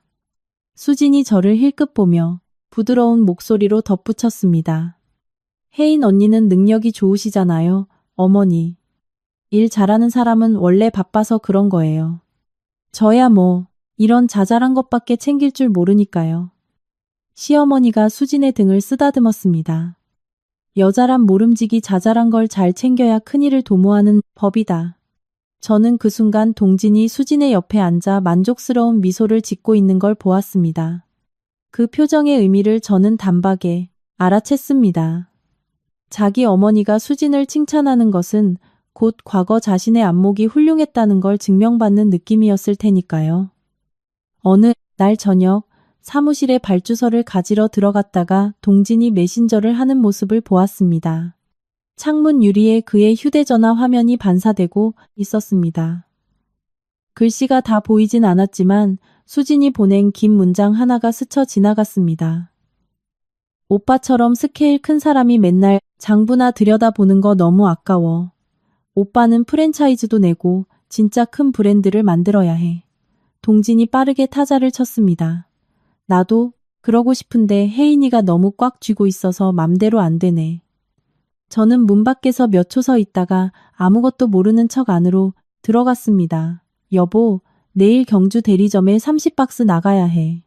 기사님 배차 일찍 좀 해줘. 그가 화들짝 놀라며 휴대전화를 엎어놓았습니다. 알았어. 저는 책상 위에 뒤집힌 휴대전화를 한번 보고 그를 쳐다보았습니다. 요즘 수진 씨 가게 일로 많이 바쁘네. 그의 얼굴빛이 굳어졌습니다. 수진이가 가게 오픈 준비하면서 조언 좀 구한 것뿐이야. 이상한 상상 아직 마. 난 아무 상상도 안 했는데 당신 눈빛이 말해주고 있네. 제가 피식 웃자 그가 벌떡 일어났습니다. 이혜인 너 선 넘지 마. 수진이 이혼하고 돌아와서 힘든 거 내가 불쌍해서 좀 도와주는 건데 그게 그렇게 죽을 죄야? 제가 천천히 대답했습니다. 이혼한 여자를 돕는 건 죄가 아니지. 하지만 그 여자를 우리 부부 사이에 세워두는 건 잘못된 거야. 그는 침묵했습니다. 하지만 그 침묵은 제 말을 이해해서가 아니라 아내가 성가시다는 불만의 표시였습니다. 며칠 뒤부터는 시누이 박수아가 수진의 곁을 그림자처럼 맴돌기 시작했습니다. 예전에는 공장에 올 때마다 액젓 냄새가 머리에 밴다고 투덜거리던 수아가 이제는 뻔질나게 공장을 들락거리며 엄마를 돕느니 오빠를 돕느니 수진 언니 가게는 어떠냐느니 하며 참견을 해댔습니다. 어느 오후 마당 평상에서 수아가 수진에게 하는 말을 들었습니다. 수진 언니 진짜 프랜차이즈 대리점 낼 거면 나도 한 자리 주라. 집구석에서 푼돈 만지면서 사는 거 지겨워 죽겠어. 수진이 오렌지 주스를 저으며 방긋 웃었습니다. 내가 말했잖아 남보다 가족이 낫다고. 수아 너는 똘똘하고 동진 오빠 친동생이기도 하잖아. 나중에 나랑 오빠랑 사업 키우게 되면 네가 직영점 하나 맡아서 관리해. 기본급 빵빵하게 주고 실적 수당도 주면 남편한테 손 안 벌려도 되잖아. 수아의 눈이 번쩍 뜨였습니다. 진짜? 언니 말 들으니까 막 의욕이 솟네. 혜인 올케는 내가 시장에서 팔 물건 좀 가져가려고 해도 무슨 경찰 취조하듯 장부에 꼬치꼬치 적는데 수진이 한숨을 쉬었습니다. 혜인 언니 능력이 참 뛰어나시지. 근데 가끔 여자가 너무 기가 세면 남자는 숨 막혀. 동진 오빠는 전형적인 보스 스타일인데 자잘한 규정에 묶여서 길을 못 펴는 게 너무 안타까워. 저는 창고 처마 밑에 숨을 죽이고 서 있었습니다. 여름 햇살이 마당을 하얗게 태우고 있었지만 제 가슴 속엔 서늘한 칼바람이 불었습니다. 배수진은 단지 제 남편만을 노리는 게 아니었습니다. 그녀는 내 시댁 식구들을 하나하나 옛사랑, 아부, 그리고 금전적 이익이라는 미끼로 포섭하고 있었습니다. 그날 저녁 수아의 남편인 임성민이 퇴근 후 시댁으로 왔습니다. 평소 과묵하지만 돈 얘기만 나오면 눈이 반짝이는 위인이었죠. 제가 부엌 뒷문 속에서 상추를 씻고 있는데 마루에서 성민이 수아에게 말하는 소리가 들렸습니다. 수아 너 정신 똑바로 차려라. 그 공장 처가될 건데 형수님이 다 쥐고 흔들게 내버려 둘 거야? 나중에 형님이 너한테 떡고물 좀 떼어주려고 해도 형수 눈치 보여서 못할걸. 수아의 목소리도 이어졌습니다. 나도 알아. 엄마도 새언니 깐깐하게 구는 거 옛날부터 못마땅해 하셨어. 차라리 수진 언니가 이 집 며느리로 들어오면 우리 숨통이 좀 트일 텐데. 근처에서 깨씹을 다듬던 시어머니는 딸을 꾸짖지 않았습니다. 오히려 혀를 차며 동조했습니다. 혜인이가 똑똑하긴 한데 너무 지나쳐서 제 남편 앞길을 막아. 집안에서 여자가 돈줄을 쥐고 흔들면 남자 지갑이 마르는 법이야. 물 묻은 손을 허공에 멈춘 채 저는 부엌에서 나가지 않았습니다. 겁이 나서가 아니라 그들의 밑바닥을 끝까지 확인하고 싶었기 때문입니다. 옛말에 듣기 좋은 말은 속이고 쓴소리가 약이다라고 했지만 진짜 사람 속마음을 알 수 있는 순간은 그들이 내가 그곳에 없다고 착각할 때입니다. 며칠 뒤 동진이 저를 사무실로 불렀습니다. 문을 꼭 닫는 그의 표정이 마치 큰 계약이라도 앞둔 듯 비장했습니다. 혜인아 이번 달부터 이번 창고 재고 출고 승인 권한 나한테 넘겨. 제가 외상 대장을 확인하다 말고 고개를 들었습니다. 무슨 기준으로 출고하게? 대리점이든 소매점이든 내가 보기에 급한 건 내가 알아서 빼줄 수 있게. 나도 밖에서 영업하고 사람 만나는 처지인데 물건 하나 뺄 때마다 내 결제를 기다릴 순 없잖아. 저는 컴퓨터 화면에 띄워진 회사 내부 규정을 가리켰습니다. 여보, 당신은 영업 책임자로서 거래처와 단가나 납품 일정을 협의할 권한이 있어. 하지만 실제 창고에서 물건을 빼고 회계 장부와 대조하는 건 재무와 물류가 크로스 체크를 해야 해. 그게 우리 회사가 처음 세워질 때부터 지켜온 원칙이야. 그가 주먹으로 책상을 쾅 내리쳤습니다. 내가 네 남편이고 이 집안 장남인데 넌 날 무슨 남의 집 머슴 취급하냐. 저는 그가 내리친 손을 응시했습니다. 우리가 가장 힘들었던 시절 제 손을 굳게 잡아주던 그 손이 이제는 자신이 동의하고 서명했던 규칙마저 짓밟겠다고 책상을 내리치고 있었습니다. 당신 머슴아니야. 하지만 회사는 부부의 연으로 굴러가는 게 아니야. 창고에서 나가는 물건은 전부 돈이고 세금이고 법적 책임이야. 문제 터지면 서류상 대표이사인 내가 제일 먼저 감옥에 가. 그가 코웃음을 쳤습니다. 아, 결국 그거네. 네가 대표이사라서, 네가 주인이라서 안 된다 이거지? 가슴이 철렁 내려앉았지만 목소리는 떨지 않았습니다. 내가 왜 대표이사가 됐는지, 그의 우리 공장이 어땠는지 당신 잊었어? 그는 고개를 획 돌렸습니다. 대답하지 못했습니다. 그날 오후 시어머니가 저를 안방으로 불렀습니다. 방 안에는 시어머니, 동진, 수아 부부까지 모여 있었습니다. 제가 들어서자마자 시어머니가 쏘아붙였습니다. 너 이따위로 할래? 어디서 가족들 앞에서 회사 법인이 뭐니 들먹이며 사람을 도둑놈 취급해. 동진이는 내 남편이고 수아는 내 시누이야. 저는 잠시 침묵하다 대답했습니다. 어머니, 저는 누구도 도둑 취급한 적 없습니다. 그저 우리 가족이 먹고 사는 밥그릇을 지키려는 것뿐이에요. 그 밥그릇에 구멍이 나면 저만 굶는 게 아니라 직원들도 다 굶어 죽어요. 수아가 따졌습니다. 말은 참 청산유수네. 그렇게 꼭꼭 틀어지고 있으면 나중엔 혼자 다 차지하려는 거 아냐? 저는 그녀를 노려보았습니다. 네가 정당하게 요구하는 건 내가 안 준 적 없어. 하지만 회사 물건을 말 한마디로 빼가려는 건 절대 용납 못해. 시어머니가 얼굴을 붉히며 호통쳤습니다. 네가 갈수록 기고만장해서 시댁 무서운 줄을 모르는구나. 저는 고개를 살짝 숙였습니다. 저도 다 컸습니다. 어머니. 잘못된 일을 가르치시려거든 듣지 않겠습니다. 방 안은 쥐 죽은 듯 고요해졌습니다. 동지는 제가 감히 시어머니에게 그런 말을 했다는 사실에 충격받은 표정이었습니다. 하지만 저는 그 순간 그들의 시선이 더 이상 두렵지 않았습니다. 사람들은 잘못을 저지르는 걸 두려워하는 게 아니라 자신의 잘못이 기록으로 남는 걸 두려워할 뿐이라는 걸 뼈저리게 느꼈기 때문입니다. 그날 밤 저는 평소보다 늦게까지 사무실에 남아 있었습니다. 재고 담당 직원 최민재가 퇴근길에 쭈뼛거리며 사무실 문가에 섰습니다. 혜인 대표님, 저 요새 좀 조심하셔야 할 것 같아요. 누가 자꾸 경비원 순찰 시간을 묻고 다니더라고요.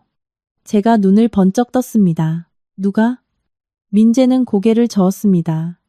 확실하지 않아서 함부로 말씀드리긴 못한데 이번 창고에 우리 주력 상품들 쌓여 있잖아요.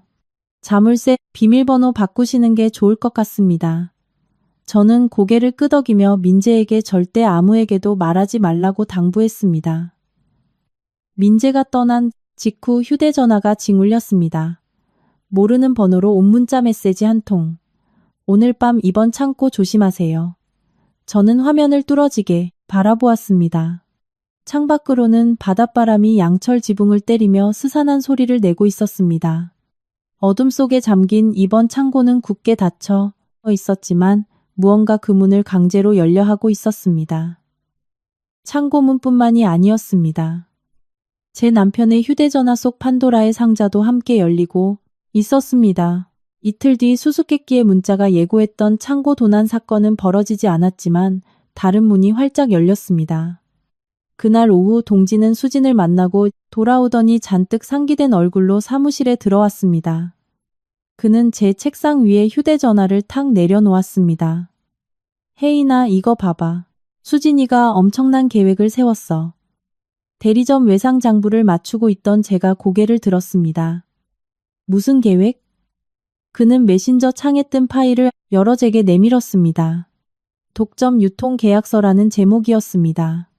수진이가 해안가 특산물 프랜차이즈를 낼 건데 우리랑 손을 잡겠대. 포항뿐만 아니라 경주, 대구, 부산까지 뻗어나갈 수 있어. 저는 화면을 넘기며 계약서를 읽어 내려갔습니다.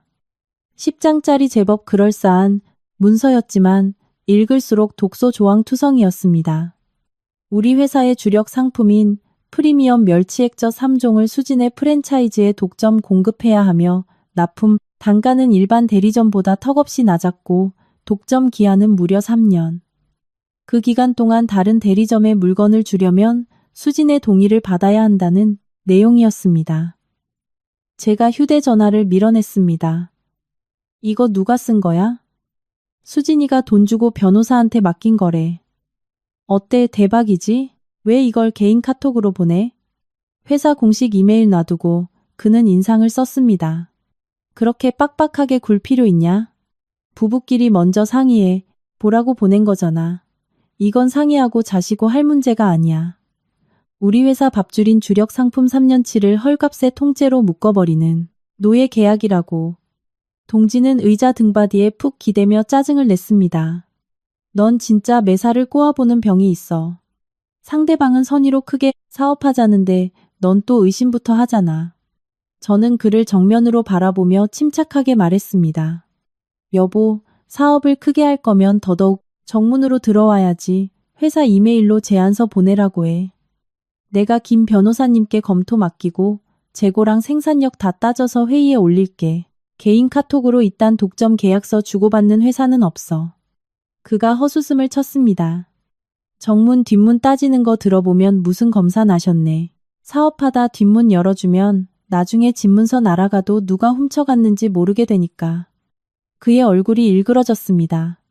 그는 휴대전화를 확 채가더니 쏘아붙였습니다. 그래, 내 맘대로 다 해라.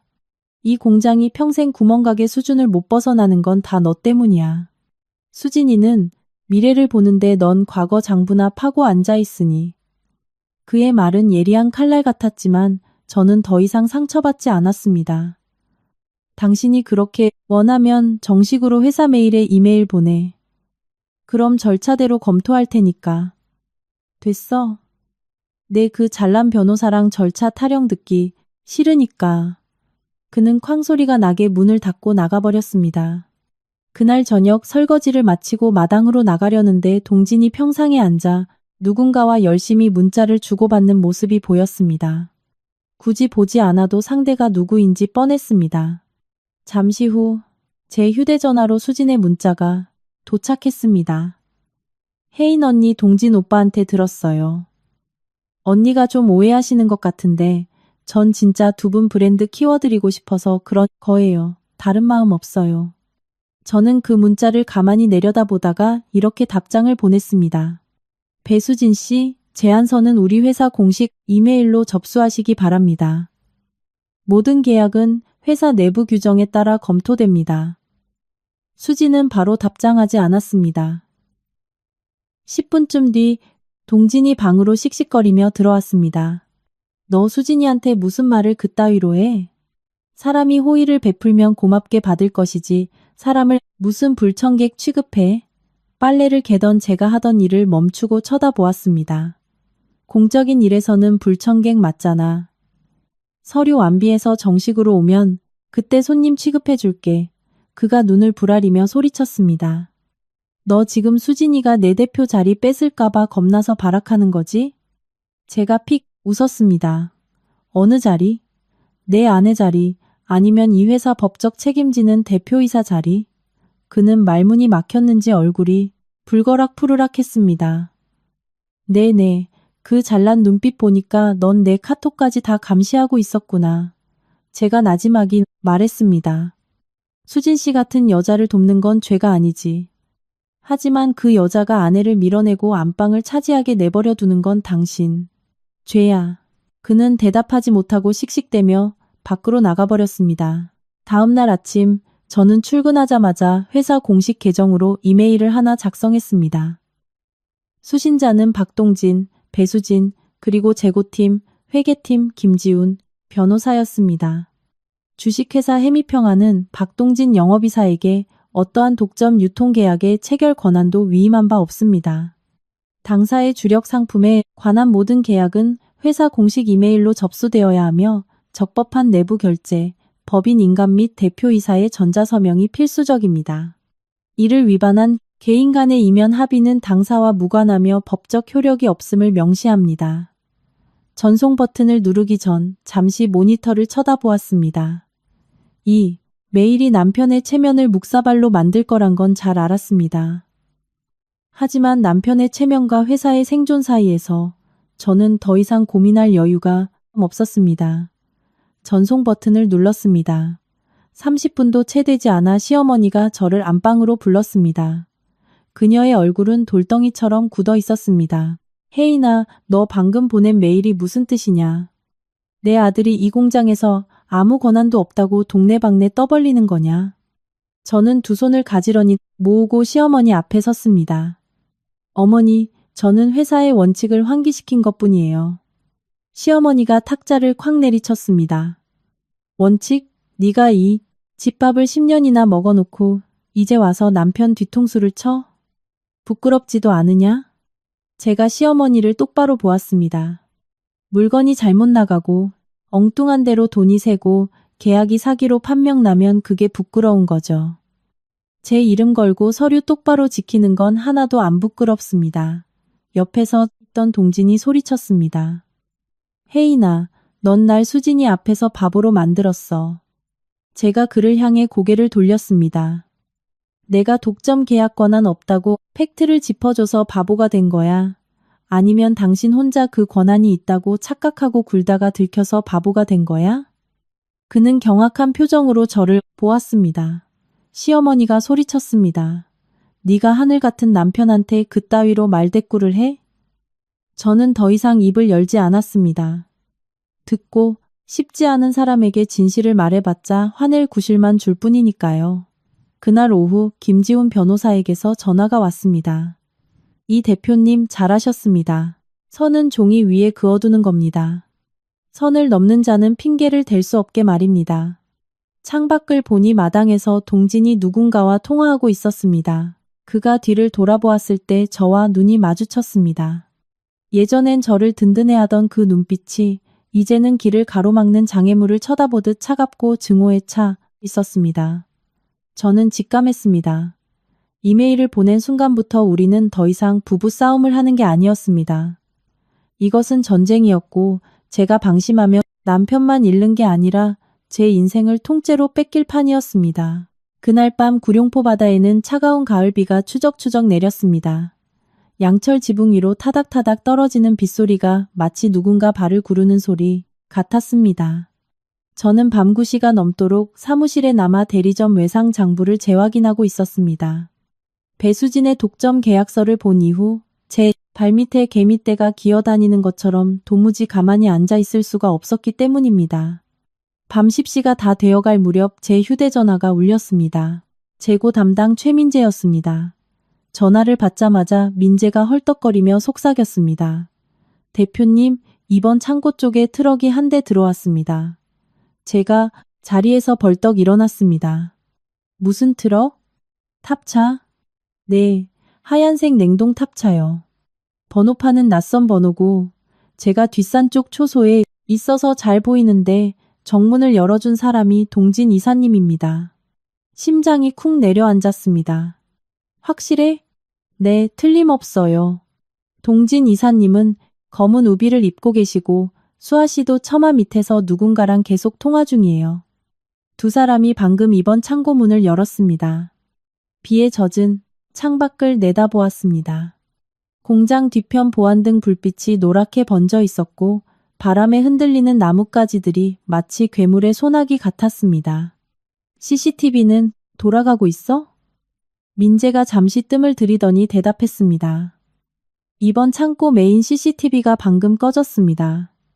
하지만 제가 며칠 전에 뭔가 낌새가 이상해서 서브 컴퓨터에 백업 프로그램을 깔아뒀거든요. 꺼지기 직전 영상 몇 분은 저장되어 있을 겁니다. 제가 전화기를 꽉 쥐었습니다. 민재 씨, 절대 나서지 마. 누구한테도 들키지 말고 멀리서 지켜보기만 해. 들어온 시간, 나간 시간 다 기록하고 번호판 사진 찍을 수 있으면 찍어도. 무엇보다 안전이 최우선이야. 민재가 불안한 목소리로 물었습니다. 대표님은 안 오십니까? 책상 위차키를 내려다보았습니다. 지금 당장 차를 몰고 가 창고문을 열어젖히고 동진의 멱살을 잡고 싶었습니다. 하지만 지금 현장을 덮치면 그들은 가족끼리 오해가 있었다느니 급한 납품이라 뺐느니 동생이 오빠를 도왔을 뿐이라느니 하며 가벼운 집안 싸움으로 무마할 게 뻔했습니다. 명백한 증거를 올가매지 않으면 제가 오히려 미친 의부증 환자로 몰릴 상황이었습니다. 아니, 그들이 하고 싶은 대로 끝까지 내버려도 우리는 그들이 선을 어디까지 넘는지 확인해야 해. 전화를 끊고 나니 입안이 썼습니다. 자기 남편이 스스로 파멸의 선을 넘는 걸 지켜봐야만 한다는 건 살을 애는 듯한 고통이었습니다. 하지만 진실을 지켜내기 위해선 그 진실이 무참히 짓밟히는 과정을 끝까지 눈뜨고 지켜봐야만 할 때가 있는 법입니다. 그날 밤 저는 꼬박밤을 새웠습니다. 밤 10시 30분 민재에게서 문자가 왔습니다. 트럭 나갔습니다. 번호판 사진 찍었고 100박스 넘게 빼간 것 같습니다. 저는 전부 백업해도 내일 아침 일찍 바라고 답장을 보냈습니다. 다음날 아침 6시 하늘은 맑게 개어 있었고 마당 곳곳에 무릉덩이가 고여 있었습니다. 동지는 아무 일도 없었다는 듯 사무실 앞 평상에 앉아 믹스커피를 마시고 있었습니다. 저를 보자 그가 태연하게 물었습니다. 오늘 왜 이렇게 일찍 나왔어? 제가 그를 똑바로 보며 대답했습니다. 창고 재고 조사하려고. 그의 손이 미세하게 멈칫하더니 이내 억지 웃음을 지었습니다. 또 조사? 피곤하지도 않아? 저는 대꾸하지 않고 민재, 회계 담당 직원, 그리고 지게차 기사를 대동해 이번 창고로 향했습니다. 습기찬 골판지 박스 냄새가 훅 끼쳐왔습니다. 우리는 팔레트마다 쌓인 물량을 하나하나 대조했습니다. 프리미엄 멸치액젓 3종이 쌓여있던 자리에 마치 이빨이 빠진 것처럼 커다란 빈 공간이 드러났습니다. 회계 담당 직원이 얼굴이 하얗게 질려 보고했습니다. 대표님, 120박스가 비어요. 지금 출고가로 따지면 3천만 원어치가 넘습니다. 제가 물었습니다. 출고증 있어? 직원은 장부를 뒤적이더니 고개를 저었습니다. 시스템에 출고 명령도 없고 대표님 결제도 없고 정식 배차 기록도 없습니다. 민재가 옆에서 굳은 표정으로 서 있었습니다. 저는 아직 아무 말도 하지 말라는 눈빛을 보냈습니다. 사무실로 돌아와 법인 계좌를 열었습니다. 3천만 원에 상응하는 입금 내역은 없었습니다. 대리점 주문 내역도 없었고요. 그때 수아가 간머리를 감은 듯 젖은 머리로 샌드위치 봉투를 들고 사무실로 들어왔습니다. 어머, 아침부터 왜 이렇게 다들 모여 있어? 언니, 무슨 일 있어? 제가 모니터를 수아 쪽으로 돌렸습니다. 수아 아가씨, 어젯밤 이번 창고에서 트럭이 물건 싣고 나갔어. 그 3천만 원어치 물건값 지금 어디 있어? 수아의 얼굴색이 잿빛으로 변하더니 이내 뻔뻔한 표정으로 탈바꿈했습니다. 아, 그거? 거래처에서 나한테 먼저 돈을 입금했어. 내가 잠깐 맡아둔 거야. 이따가 회사 통장으로 넘길게. 제가 그녀를 노려보며 물었습니다. 얼마? 3천만 원을 내 개인 계좌로 받았다고? 수아가 샌드위치를 탁상에 내려놓으며 목소리를 높였습니다. 언니 왜 이렇게 예민하게 굴어? 우리 집 돈이지. 오빠가 급하다고 해서 내가 중간에서 받아준 것뿐인데 사람을 무슨 도둑년 취급해? 마침 동진이 사무실로 들어왔습니다. 혜인아, 내가 알아서 처리할게. 수진이네. 가맹점 오픈 날짜가 앞당겨져서 물건이 급히 필요했어. 아침에 말하려고 했어. 저는 심장이 얼어붙는 걸 느꼈습니다. 밤 10시에 카메라 끄고 출고증도 없이 물건 빼가고 돈은 회사 계좌가 아니라 동생 개인 계좌로 빼돌려놓고 그걸 알아서 처리한다고 불러? 다른 말로 뭐라고 부르는지 몰라? 그가 인상을 썼습니다. 그만 좀 해라. 내가 내 공장 물건 좀 뺀 건데 왜 도둑놈 취급이야? 그게 도둑질이 아니면 뭔데? 사무실이 쩌렁쩌렁 울렸습니다. 밖에서 소란을 듣고 시어머니가 뛰어들어왔습니다. 자초지종을 듣더니 시어머니는 곧바로 아들과 딸 편을 들었습니다. 내 아들이 자기 집 물건 좀 빼고 내 딸이 돈 좀 맡아둔 게 무슨 큰 죄라고 난리야. 너 법인 대표라고 우리 식구들 아주 호구로 보이지? 저는 시어머니를 향해 돌아섰습니다. 어머니, 이거 명절에 친척들 나눠주는 액젓 몇 병이 아닙니다. 부가세 내야 하고 법적 책임이 따르는 3천만 원짜리 회사 자산이에요. 수아가 갑자기 엉엉 울기 시작했습니다. 그녀의 눈물에 저는 단 1%의 동정심도 느껴지지 않았습니다. 언니는 맨날 날람 취급하잖아. 오빠 돕자고 한 일인데 날 감옥 보낼 작정이야? 저는 A사 용지 한 장을 꺼내 책상에 올려놓았습니다. 48시간 내로 경위서 써와. 누가 지시했고 어느 트럭이 가져갔으며 지금 돈은 어디 있는지. 그리고 3천만 원은 오늘 일과 시간 내로 법인 계좌로 반환해. 시어머니가 삿대질을 했습니다. 시누이한테 명령을 해? 네가 배는 게 없구나. 저는 고개를 들고 똑똑히 말했습니다. 전 법인 대표로서 해야 할 일을 하는 겁니다. 어머니가 명령이라 생각하신다면 그렇게 생각하십시오. 동지는 분노와 당혹감이 교차하는 눈으로 저를 쳐다보았습니다. 저는 그 순간 깨달았습니다. 저들은 잘못을 두려워하는 게 아니라 그 잘못이 제 손에 의해 문서로 남겨지는 것을 끔찍이도 두려워하고 있다는 사실을요. 모두가 씩씩대며 나간 뒤 저는 사무실 문을 잠갔습니다. 민재가 건네준 USB에서 번호판 사진, 백업된 CCTV 영상, 그리고 재고 부족 확인서를 모두 하나의 폴더에 담아 김지훈 변호사에게 전송했습니다. 메일 내용에는 짧게 한 줄만 적었습니다. 변호사님, 그들이 선을 넘었습니다. 전송을 마치고 모니터 앞을 멍하니 쳐다보았습니다. 창밖으로는 비갯 마당에 쌓인 박스들이 햇빛을 받아 반짝이고 있었습니다. 제가 피눈물을 흘리며 빚을 내어 살려낸 공장. 그런데 이 공장의 내장을 파먹으려는 자들이 매일 저와 한 식탁에서 밥을 먹던 사람들이라는 사실에 구역질이 났습니다. 다음 날 아침 김지훈 변호사가 저를 사무실로 호출했습니다. 전화기 너머 그의 목소리는 평소보다 훨씬 무거웠습니다. 이 대표님, 법인, 인감도장과 과거 결제 서류 몇 장 가지고 지금 좀 오시죠. 대표님이 직접 눈으로 확인하셔야 할 위임장이 하나 있습니다. 위임장이라는 단어의 등줄기에 소름이 돋았습니다. 저는 회사를 설립한 이후 그 누구에게도 회사의 핵심 권한을 포괄적으로 위임한 적이 없었습니다. 남편 동진에게는 자잘한 영업 관련 문서 서명 권한만 주었을 뿐 독점 계약이나 재무에 관한 결정권은 철저히 제 서명과 결재를 거치게 해두었습니다. 변호사 사무실에 들어서자마자 김 변호사는 책상 위에 놓인 복사본 한 장을 제 앞으로 밀어주었습니다. 그 서류에는 이렇게 적혀 있었습니다.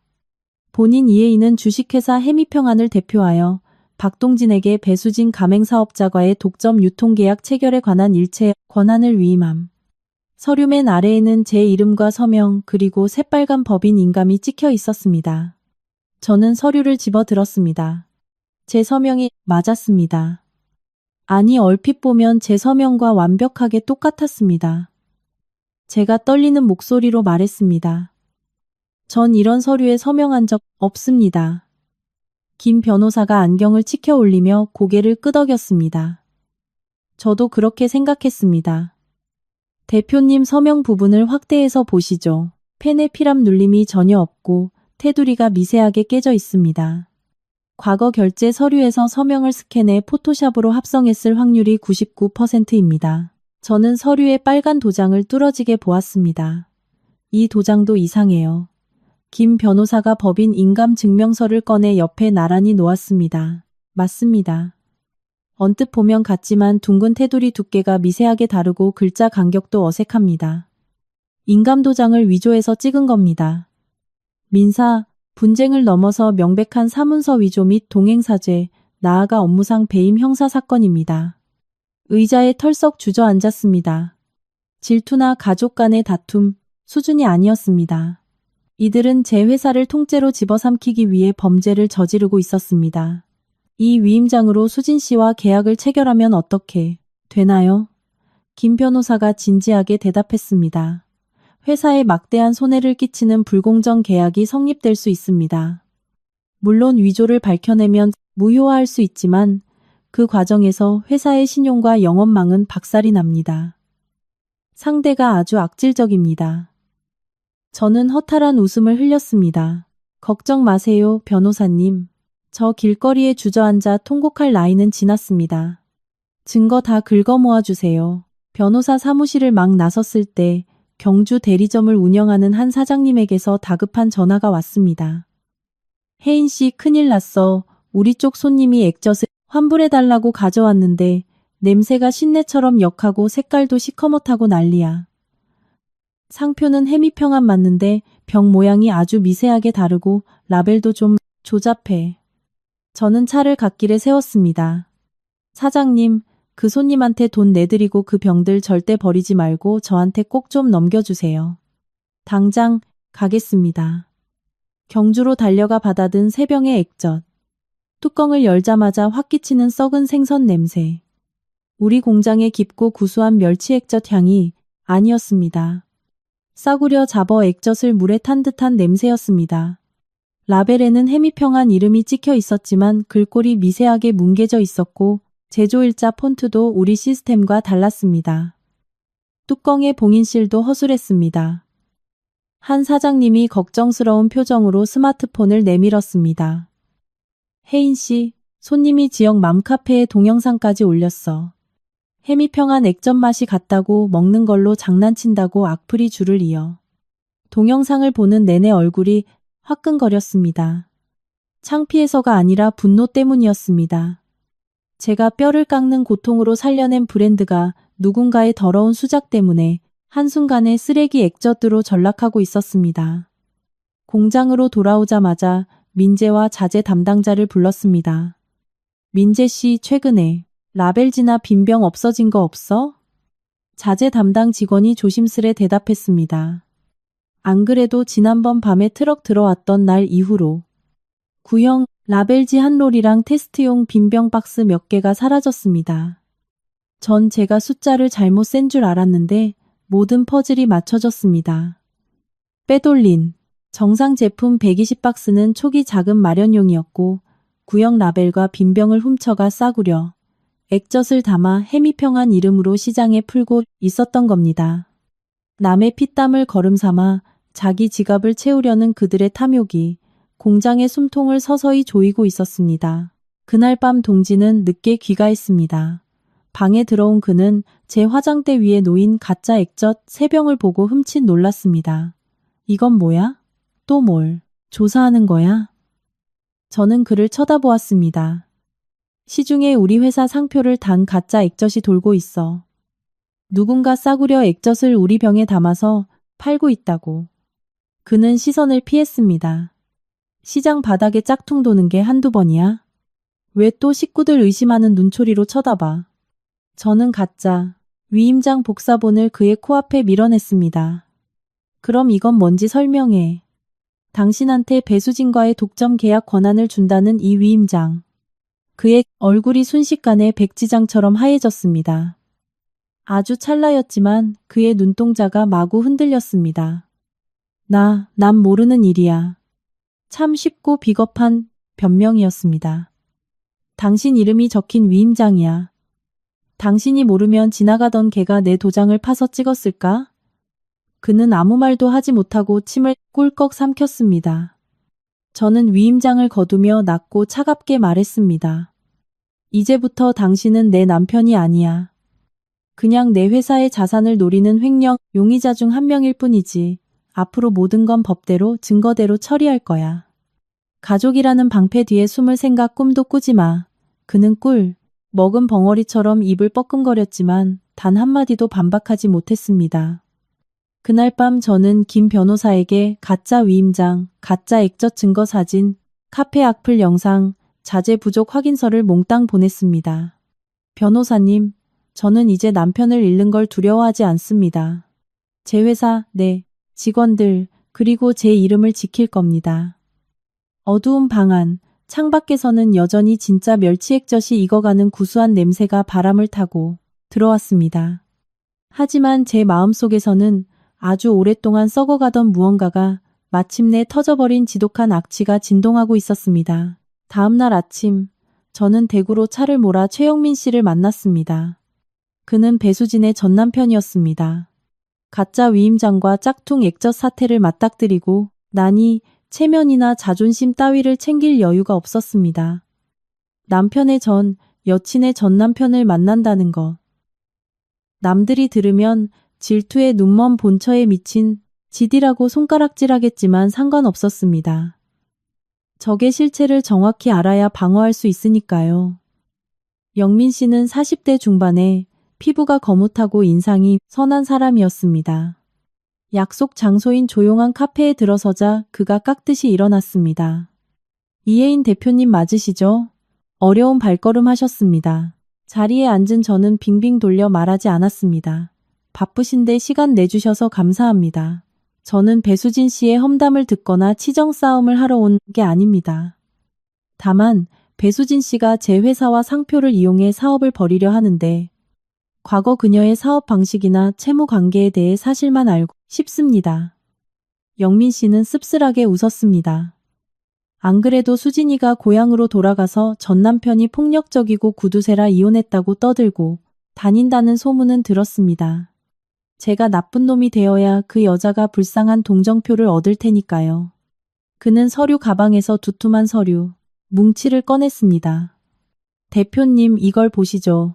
이혼 판결문과 부채 증명서들입니다. 수진이는 제가 자기를 때려서 도망친 게 아닙니다.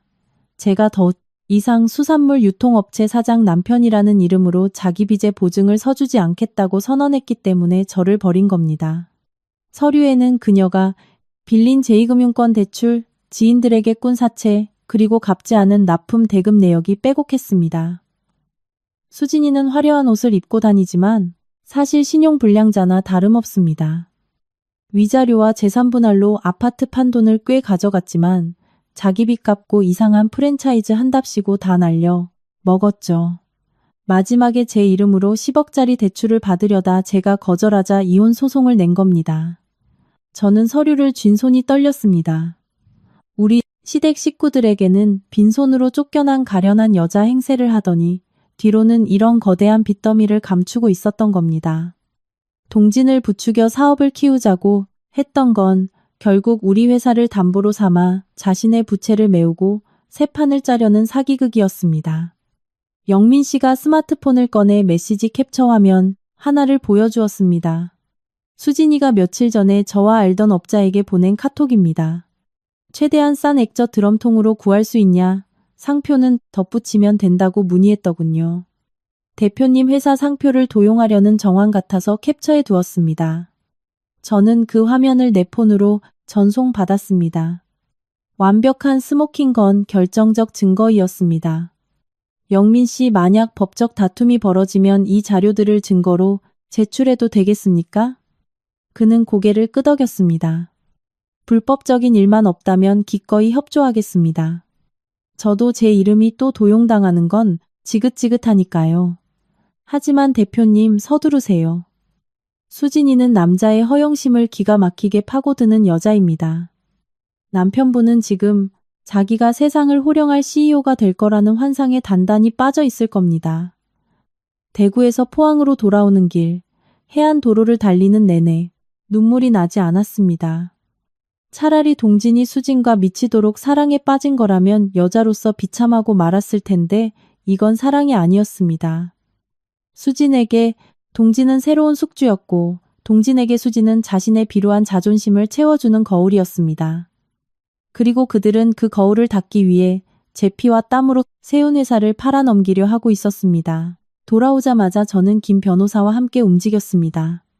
맘카페에 올라온 짝퉁 액젓 악플 게시물들의 URL과 캡처본을 법무법인을 통해 증거보전 내용 증명 및 위방 처리를 했습니다. 경주 대리점 한 사장님에게서 가짜 액젓 유통 사실 확인서를 받았고 민재로부터는 그날 밤 창고를 열어준 동진과 수아의 만행에 대한 진술서를 서면으로 받았습니다. 민재가 손을 떨며 진술서에 서명했습니다. 대표님, 저 이거 쓰면 동진 이사님이나 시어머니가 저 가만 안 둘 것 같은데요. 제가 민재의 어깨를 짚었습니다. 민재 씨, 회사가 망해갈 때 끝까지 남아준 사람 민재 씨잖아. 누가 이 공장 살렸는지 민재 씨는 다 봤어. 나중에 그 사람들이 해코지하면 내가 대표이사 직권으로 무조건 민재 씨 보호해. 걱정 마. 민재는 고개를 끄덕였습니다. 저는 곧바로 은행과 회사 시스템에 접속해 OTP와 공인인증서 비밀번호를 모조리 바꿨습니다. 동진이 공유하고 있던 결제 권한, 창고 접근 권한, 회계 장부, 열람 권한을 마스터 계정으로 전부 차단했습니다. 이제 동진은 제 허락 없이는 볼펜 한 자루, 액젓 한 병도 마음대로 반출할 수 없는 껍데기 이사가 되었습니다. 그날 늦은 오후 동진이 사무실 문을 부서질 듯 열고 들어왔습니다. 얼굴이 울그락불그락했습니다. 이혜인, 너 시스템 비밀번호 다 바꿨어? 내가 창고 발주도 못 넣게 막아놨어?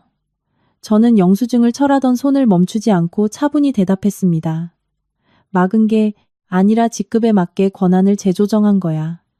당신은 영업이사고 나는 대표이사니까. 횡령과 배임 리스크가 있는 임원에게 시스템 권한을 열어두는 회사는 없어. 내가 무슨 횡령을 했다고 지랄이야. 위조 위임장 3천만 원 무단 출고, 시중에 도는 짝퉁 액젓. 더 읊어줘? 그는 말문이 막힌 듯 주먹을 꽉 쥐더니 책상을 걷어차고 나갔습니다. 쾅 하는 쇳소리가 울렸지만 제 마음은 한없이 고요했습니다. 문이 닫히는 소리를 수백 번 듣다 보면 슬픔은 증발하고 살얼음 같은 냉정함만 남는 법입니다. 며칠 뒤 우연히 시어머니가 동진에게 하는 말을 엿들었습니다. 동진아, 며느리가 아무리 기고만장해도 결국 여자야. 네가 강하게 나가면 쫄게 돼 있어. 수진이 말대로 이혼 서류 던지고 위자료로 회사 내놓으라고 윽박질러라. 그러면 무서워서라도 무릎 꿇을 거다. 수아도 옆에서 거들었습니다. 맞아 오빠. 언니는 시댁 눈치 보느라 이혼 절대 못해. 저는 벽 뒤에 서서 심호흡을 했습니다. 위기가 닥치면 쥐떼가 가장 먼저 도망간다더니 쥐들은 아직 배가 가라앉기도 전에 이미 곳간을 털 궁리만 하고 있었습니다. 그리고 오늘 시아버지의 두 번째 제삿날 밤이 된 겁니다. 동진의 휴대전화 액정에 뜬 수진의 문자. 제사 끝나면 당장 결판 내. 서류 쥐고 있는 여자 밑에서 평생 호구 잡혀 살 거야. 어머니도 허락하셨잖아.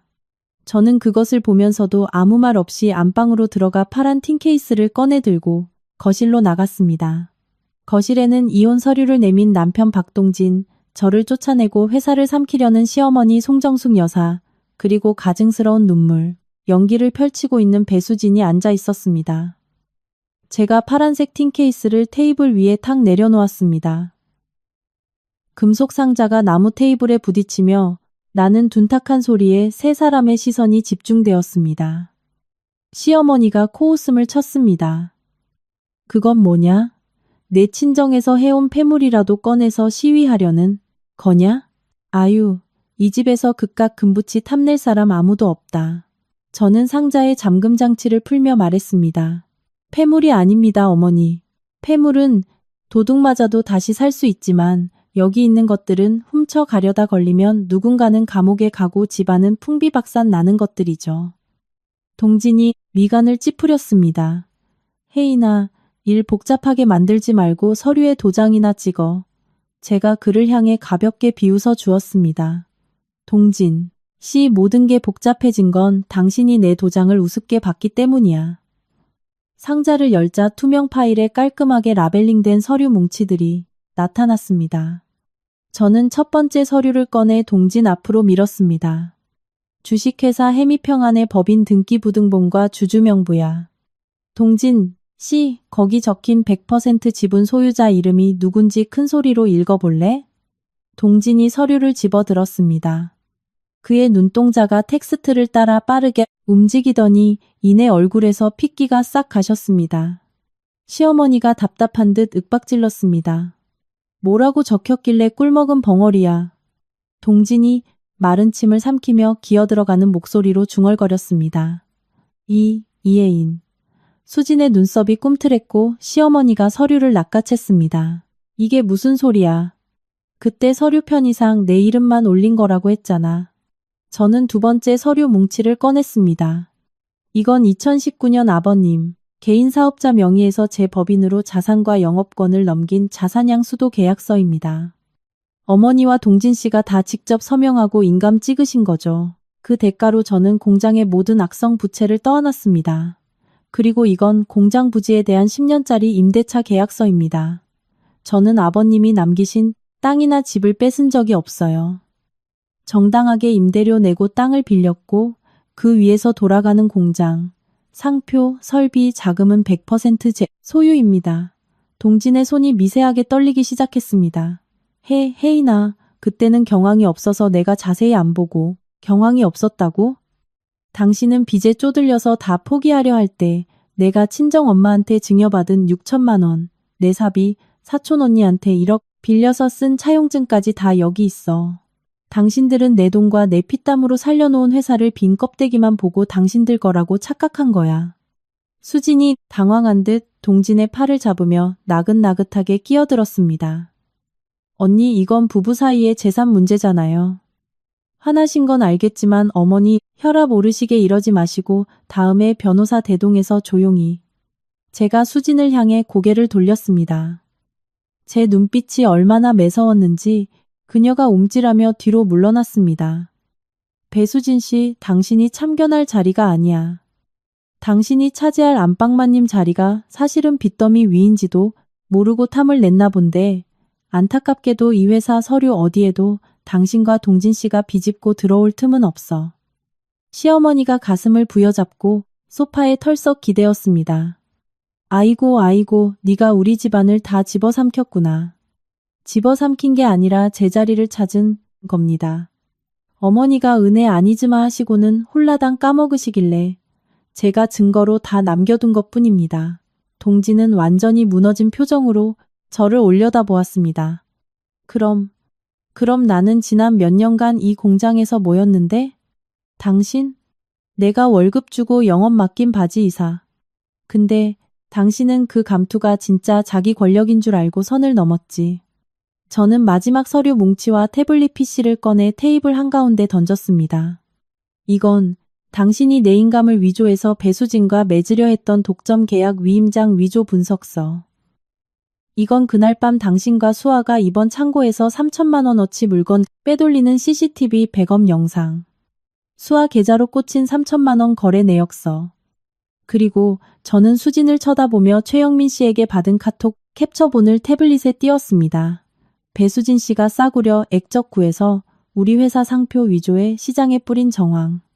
그리고 당신 전 남편 영민 씨가 넘겨준 당신의 막대한 채무 내역. 수진의 얼굴은 이미 하얗게 질리다 못해 경련을 일으키고 있었습니다. 동진이 태블릿 화면을 보더니 덜덜 떨리는 손으로 수진을 가리켰습니다. 수진아. 이게 무슨 소리야? 네가 빚이 있다고? 우리 회사 상표를 네가 위조해서 뿌렸다고? 수진은 입술을 파르르 떨었지만 평소에 그 청산유수 같던 변명은 단 한마디도 나오지 않았습니다.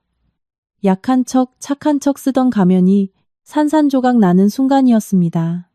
동진이 무릎이 꺾이며 거실 바닥에 털썩 주저앉았습니다.